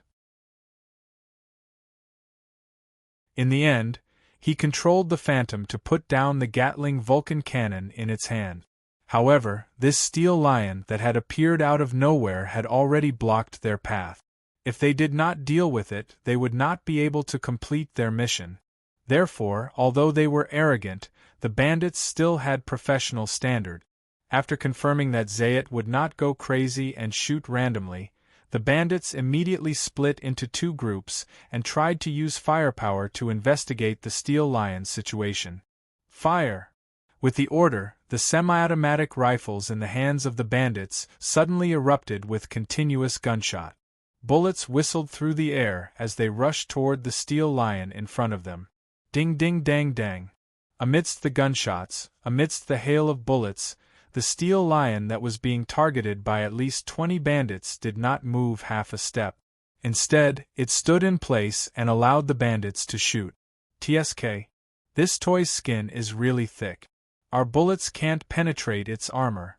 What the hell is this thing? The bandits could not help but be shocked when they saw more and more sparks on the steel lion's body, but they could not effectively penetrate the armor on its body. At the same time, the other group of bandits who realized that their guns could not threaten the steel lion took advantage of the cover of their teammates' firepower and quietly tried to circle around the steel lion's back to launch a sneak attack. However, their actions had already been seen through by State Lion Zero. Mira, get down. State Lion Zero was not afraid of the shooting of individual semi-automatic weapons. A cold light flashed through its cold electronic eyes. The moment Mira got down, the long tail behind it swung across the air, and the tip of the tail evolved into two machine guns. Da-da-da-da-da. The gunshots without warning shattered the bandits' plan. No one would have thought that the steel lion that looked like a toy would actually take the initiative to shoot first. In the blink of an eye, the bandits who were trying to circle around were scattered and almost destroyed. Roar! The machine gun muzzle on the tail was still smoking, and the steel lion roared again. It seemed to be a warning. It also seemed to be showing off its strength. Damn it! Kill it!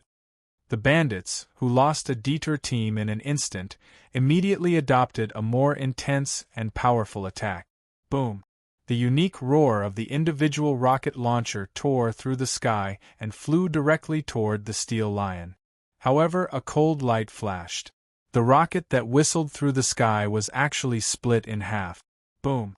In the flames of the rocket launcher that died before it could succeed, everyone saw the long sword on the back of the steel lion shining with a cold light. Without a doubt, the culprit that split the rocket launcher in half was the long sword shining with a cold light. Retreat. Find an opportunity to attack. This scene had already confirmed the premonition in Zate's heart. The steel lion that appeared out of nowhere was not something that the infantry could deal with. Even if the infantry still had a lot of rocket launchers in their hands, Zayt did not have much hope for these rocket launchers. As the bandits advanced and retreated, the phantom driven by Zayt and the other two phantoms were in front of the steel lion. Seeing this situation, State of the Lion Zero sneered. Turn-based? Then, come on. But before the battle began, State Lion Zero turned his head slightly, not afraid of exposing his visual blind spot to the enemy. Mira, come up. If we fight later, I may not be able to take care of you.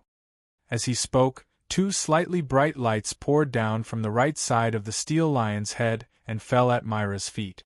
Although Mira was somewhat puzzled, she still obediently lifted the script and stepped on the light. In an instant, after the light in front of Myra's eyes flashed, she found herself sitting in the position between the steel lion's neck and front shoulder. State Lion Zero? This is? Sit tight, Mira. This is a position that no one else has sat in except for Kai and his little princess. State Lion Zero smiled and suddenly exerted force on his four limbs. Like a cannonball, he took the lead and rushed toward the enemy. Spread out. At the moment when the steel lion exploded, Zayt, who was already prepared, suddenly shouted. Then, he once again controlled the Crimson Phantom to raise the Gatling Vulcan in its hands and shoot wildly. Hum! The roar of the Vulcan cannons rang out crazily as the bullets rained down on the steel lion that was pouncing towards them. However, this seemingly powerful storm was blocked by an invisible wall. The dancing sparks were the unwillingness and anger of the bullets as they hit the invisible and impenetrable wall. Lambda drive system? How is that possible? As someone who had followed 9 dragons for many years, Zayt was naturally familiar with the Lambda drive system. However, he did not expect that this strange steel lion would have a Lambda drive system. However, Zayt was wrong. When humans encountered things that they had never come into contact with or could not understand, they would always subconsciously search for similar things in their own memories to explain. This was the natural instinct of humans. However, this became Zayt's mistake. What blocked the Phantom's Gatling attack was not the Lambda drive system, but the radiation shield technology that Lancelot had used before. It was just a technology that the White Cat had casually obtained after combining many functions with State Zero. Go around left and right. The Lambda drive system requires concentration to be used. Zayt made a prompt decision that he thought was the most correct tactical arrangement. On the screen in front of him, it was not difficult to see that their mission target this time, the Whisperer Mira, was actually riding on the strange-looking but unexpectedly powerful steel lion without any protection.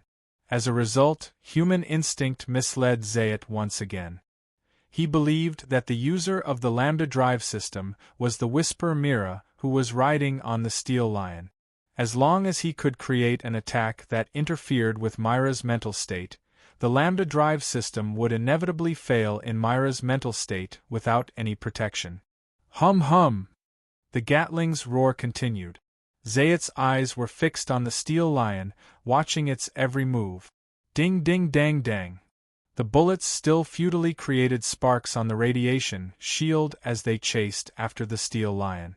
The other 2 phantoms that were trying to outflank it were also exhausted. Zayt, can you stop the movement of the steel lion?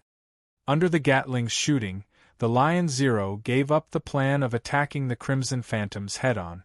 Instead, it adopted a similar strategy, which made the other 2 phantoms cry out in pain. Zayt did not reply. This was because he found that the steel lion's speed seemed to be getting faster and faster, and there was no sign of it reaching its limit. If this continued, their attacks would not be able to touch the steel lion's edge. Quick! Start moving! You guys go too. Seal it. Zayt, who could no longer delay, not only ordered the other 2 phantoms to attack, but also ordered the soldiers to attack together. In an instant, gunshots were heard. This amazing movement spread throughout the forest and attracted the attention of Xiangliang Sosuke, who had followed the traces of the attack all the way here. "It's over there. It's just that this movement can't be made by just a few soldiers. I'm afraid that the AS has also appeared." Xiangliang Sosuke clenched the P90 in his hand and quickened his pace. The appearance of the AS had overturned Xiangliang Sosuke's assumption of the enemy's attack scale. Boom! In the midst of the gunshots, an even more ear-piercing explosion swept over. At the same time, an extremely eye-catching black smoke rose into the air, adding a hint of death to the forest that was torn apart by the gunshot. The sound of the AS explosion! Xiangliang Sosuke was shocked and immediately rushed towards the location of the black smoke. The merciless flames spread along the oil trail and gradually engulfed the steel wreckage that was cut into countless pieces. In the flickering flames, the bandits' expression was one of shock and panic. The steel wreckage on the ground was the trump card in the bandits' hearts, the remains of the AS Phantom. The Phantom Shadow, who had been working together to launch an all-out attack, could only lie on the ground silently, being burned by the flames and trampled by the sharp claws. A stream of light poured down, and a pair of dark gray goggles fell in front of Mira in the blink of an eye, covering half of his vision. "Sir State Zero?" "Mira, close your eyes." As soon as State Zero of the Lion finished speaking, a pair of headphones appeared, isolating Mira's hearing from the outside world, leaving only the sound of the movie playing on the goggles. The sharp claws moved slowly, crushing the wreckage of the Phantom. The same style as the goggles worn by Mira, but the size was much larger. The goggles gradually covered the eyes of the Steel Lion, leaving only a trace of slowly flowing cold light overflowing from the back of the goggles. "What's wrong? Attack me!" The Steel Lion let out a low roar, constantly provoking the humans and the AS that surrounded it. This was the first time the bandits heard the words of State Zero of the Lion so clearly. This was different from the previous exchange with Mira. All the bandits could feel the arrogance in State Zero of the Lion's words, as well as the disdain in his eyes. It was as if the one fighting with them was not a steel toy, but a living person. Live. Alive? How is it possible? Someone must be piloting it. As soon as the words came out, everyone's eyes were focused on the expressionless Mira with the goggles, and they were suddenly dumbfounded. Roar. "I'm tired of playing turn-based games. Go to hell." State Zero of the Lion saw that the bandits were no longer attacking, and immediately took the initiative to attack. Buzz buzz. Suddenly, the Gatling gun's hiss sounded again.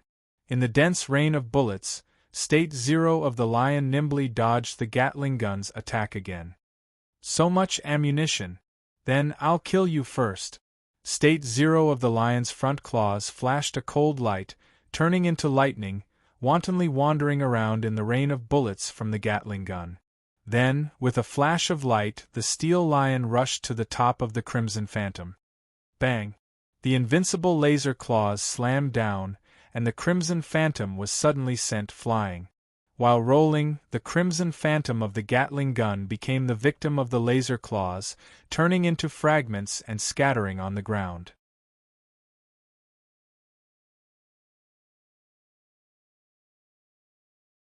Chapter 370. Gunshots, screams, the heavy footsteps became the sound of Zayat waking up from the endless darkness. The torrential pain continued to tear Zayat's body, telling Zayat a fact. You are not dead yet, moreover, you are still in a nightmarish hell. The familiar smell of blood, the flames that came into view, the frantically fleeing figure was torn apart by an even bigger, more struggling, and more terrifying behemoth. It stimulated Zayat's consciousness that had just woken up from the coma. The broken armor could no longer block the footsteps that were mixed with the smell of blood and fire. It rushed towards Zayat's nostrils, wantonly attacking Zayat's sense of smell. I remember now.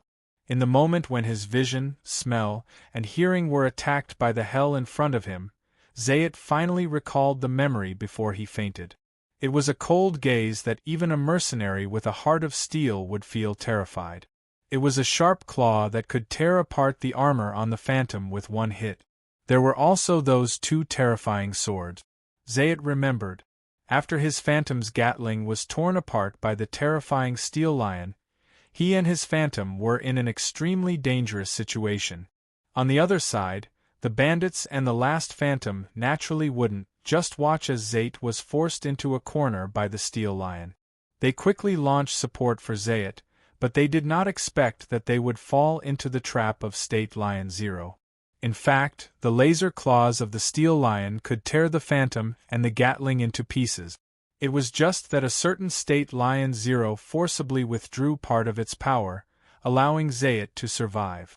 However, in the next moment, State of the Lions Zero, which was the first time it was released, also suffered a small but significant backlash because of this. And the result of the backlash was that State Lion Zero lost its mind for a period of time, tearing apart all the enemies in sight. If State Lion Zero did not consciously seal Myra's vision and hearing with goggles and earphones, Mira was afraid that she would have seen the terrifying scene of the steel lion tearing apart the bandits that had been chasing them for a long time.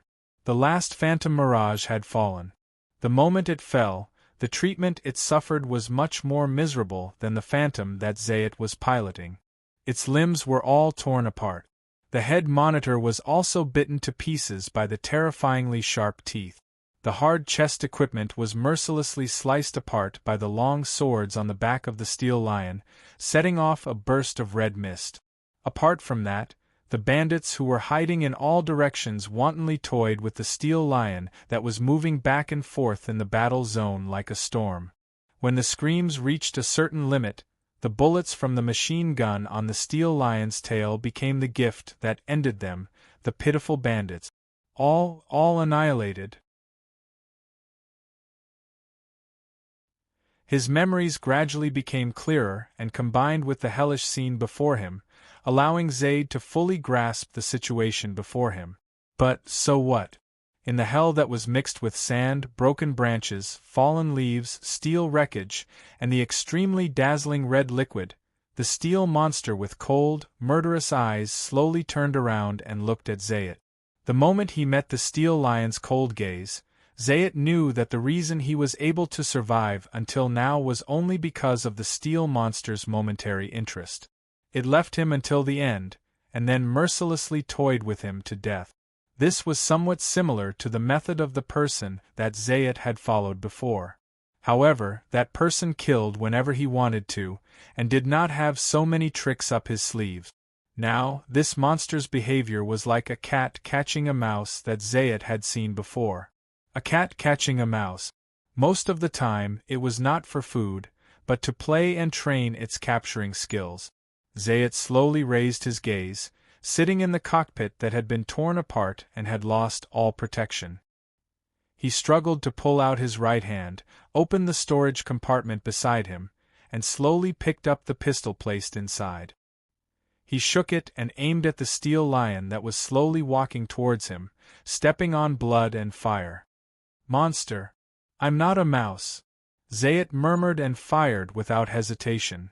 Bang! The bullet whistled out, but it was once again bounced back by the invisible wall. Buzz! The futile bullet was bounced back and hit the phantom's body, and it let out an unwilling howl. "Monster! What are you?" A slippery touch appeared on his forehead. Soon, it dyed Zayat's right vision red. In that red vision, the figure of the steel lion was struggling so fiercely and terrifyingly. Zayat muttered a few words weakly, used all his strength, and kept pulling the trigger. One shot. One shot. Another shot was fired at the steel lion. Even though Zayat knew that these attacks could not break through the monster's wall, Zayat still did it. Moreover, the moment the last bullet was about to be fired, Zayat suddenly stood up from the torn cockpit, opened his eyes wide, and stared at the steel lion that had already walked in front of him, looking at him coldly. "Die, monster!" With an unwilling roar, Zayat pulled the trigger of the last bullet. Bang! The moment the gunshot rang out and the bullet left the barrel, Zayat suddenly felt as though a gust of wind had blown past his ears. Ding! In the next second, the sound of a stray bullet hitting a metal object reached Zayat's ears. Ha ha ha ha ha! When the pistol fell from Zayat's hand, it was as if all the strength had been sucked out of Zayat's body, and he completely collapsed. Come on, monster. Give me a good time, Zayat muttered weakly, and the vision in his eyes was gradually fading. As long as he waited for a moment, this man who was defeated by 9 dragons, and after most of his comrades were killed by 9 dragons, who had followed him in and out of the battlefield for many years, would definitely be taken away by the Grim Reaper, to the hell he should go to. However, at this moment, a burst of hurried footsteps entered the battlefield. This, Xiangliang Zongjie, who had rushed over with all his might, entered the battlefield and was immediately stunned. The ground was occupied by bright red blood and burning flames. The expression of death filled with fear and pain, and the scattered steel wreckage that was engulfed by flames. That huge steel beast that Xiangliang Zongjie had never seen before. These were all attacking Xiangliang Zongjie's worldview, especially when Xiangliang Zongjie saw the thin figure sitting behind the huge steel beast's neck. He immediately remembered the purpose of his chase. Mila, are you okay? Even though Xiangliang Zongjie had never seen this huge steel beast before, nor had he heard of any country in the world that could develop such a strange existence, he forcefully calmed his mind and tried to ask the figure sitting behind the steel lion's neck. Roar. Unexpectedly, Xiangliang Zongjie's question attracted the steel beast's attention. A terrifying roar once again swept through the sky above the forest. The aura of death in the roar, as well as the crazy power, caused Xiangliang Zongjie to instantly tense up. He knew, if this steel beast attacked, even if it held a weapon that could allow Xiangliang Zongjie to charge a few rounds on the battlefield, Xiangliang Zongjie knew that he was as powerless as a baby in front of this steel beast. Fortunately, the steel lion only roared angrily before stopping all its movements, as if it was trying its best to stay awake. Roar. Suddenly, there was another roar. However, this time, Xiangliang Zongjie relaxed his body slightly. Because, from this roar, Xiangliang Zongjie heard a hint of waking up. Crack! The steel lion's goggles slid down, and it turned into a ray of light and disappeared in midair. Kid, come here. In an instant, Xiangliang Zongjie's slightly relaxed body tensed up again. It spoke? The steel lion can actually speak? Xiangliang Zongjie subconsciously looked around and found no one else, and the voice that suddenly sounded was not Mila's. Surprised, Xiangliang Zongjie looked at the steel lion that was also looking at him. Kid, if you don't move fast, that person will die. The steel lion's huge head moved slightly, indicating Xiangliang Zongjie to move faster. Xiangliang Zongjie, who was puzzled about the steel lion's existence, after confirming that Mila was fine, subconsciously climbed onto the wreckage of the Crimson Phantom and stretched his head to look at the broken cockpit. Little did he know that when Xiangliang Zongjie's face appeared above the cockpit, the dying Zayat slightly opened his eyes that were half occupied by darkness. Yo, Zayat muttered weakly. This face, is it Kasem? So, it turns out that I have already arrived at hell.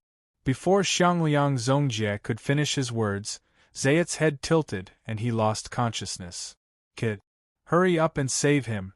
State Lion Zero suddenly roared in a low voice. Xiangliang Zongjie was stunned. The name Kasem, except for Kalinin, probably no one else knew about it. If there was anyone, it would be 9 dragons and his dead comrades. Zayat, is it? After skillfully injecting the first aid medicine on Zayat, Xiangliang Zongjie turned his head and looked at the huge steel lion. He knew that this was supposed to be a battle of total annihilation, but Zayat was left alone, which was very unusual. Xiangliang Sosuke didn't think that his face would make this mysterious steel lion that could speak human language hold back in advance. What are you looking at, kid? Why aren't you calling your teammates over? Also inform K. That is, Knight. His sister Mila is fine. State Lion Zero glanced at Zayat, who was spared, but did not know if he could survive. Kid. Tell this guy. This time, I won't kill him. Next time, if he makes a move on Mila, I will kill him. If he doesn't die.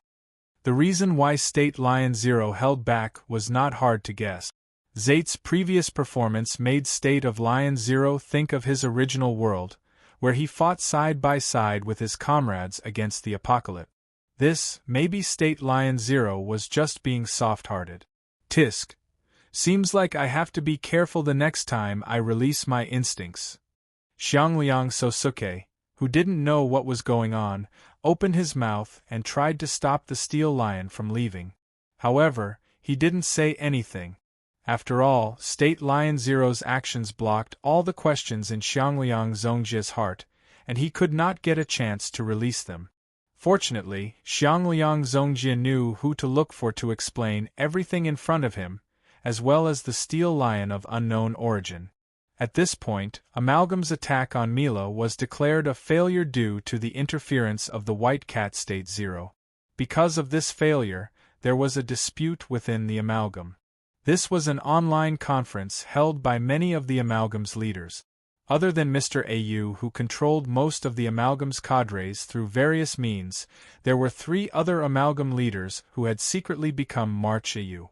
They were Mr. CU, Mr. SN, and Mr. NA. Of course, before the conference was about to start, another Amalgam leader, Mr. AG, Leonard Testarossa, arrived late. Mr. AG. You're late. Before Leonard could speak, Mr. AU took the lead. Facing the attack from the biggest enemy within the Amalgam, Leonard just smiled and said loudly, "Sorry? There was a small accident, so I had to put in some effort to deal with it.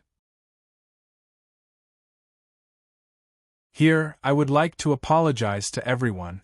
Leonard's posture was very humble, and there was even a faint feeling that he would admit defeat as long as he drew a line. However, even with Leonard's attitude, Mr. AG, who took the lead in the attack, did not dare to force Leonard too much. As a result, this small revolt ultimately came to nothing. After a moment of silence, Mr. AU spoke again. "Everyone, by now, you must know that there is an armed force in the world set up against us Amalgam, Mithril." As soon as these words came out, the other Amalgam leaders, except for Leonard, nodded in agreement. Mr. O glanced at Reynolds' profile picture without a trace and continued, "Mr. O, a few days ago, I planned an ambush, trying to attract Mithril and try to find out the power of Mithril. As a result, I found that the power of Mithril was far beyond our expectations." Mr. AU paused and continued to say a name that was already very familiar to the Amalgam. Lambda Drive System. Among the Mithril AS pilots, there are already people who can skillfully use the Lambda Drive system. If this continues, the existence of our Amalgam will inevitably be threatened.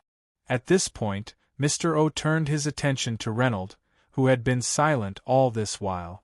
"Mr. AG, I heard that you sent a team to retrieve the Whisperers rescued by Mithril, right?"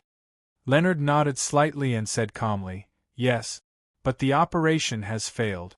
This is also the reason why I'm late. Everyone, as Mr. AU said, the existence of Mithril has threatened the existence of our Amalgam. For this reason, as long as this armed force that threatens our Amalgam can be eliminated, I am willing to provide the power at my disposal to clear the obstacles for the organization." Unafraid of the flames on his body, Leonard gently threw the burning torch back to Mr. AU. By the way, Leonard also added a piece of information. "Right. Mithril relies on the whereabouts of TDD-1. I heard that Mr. AU has already taken control of it.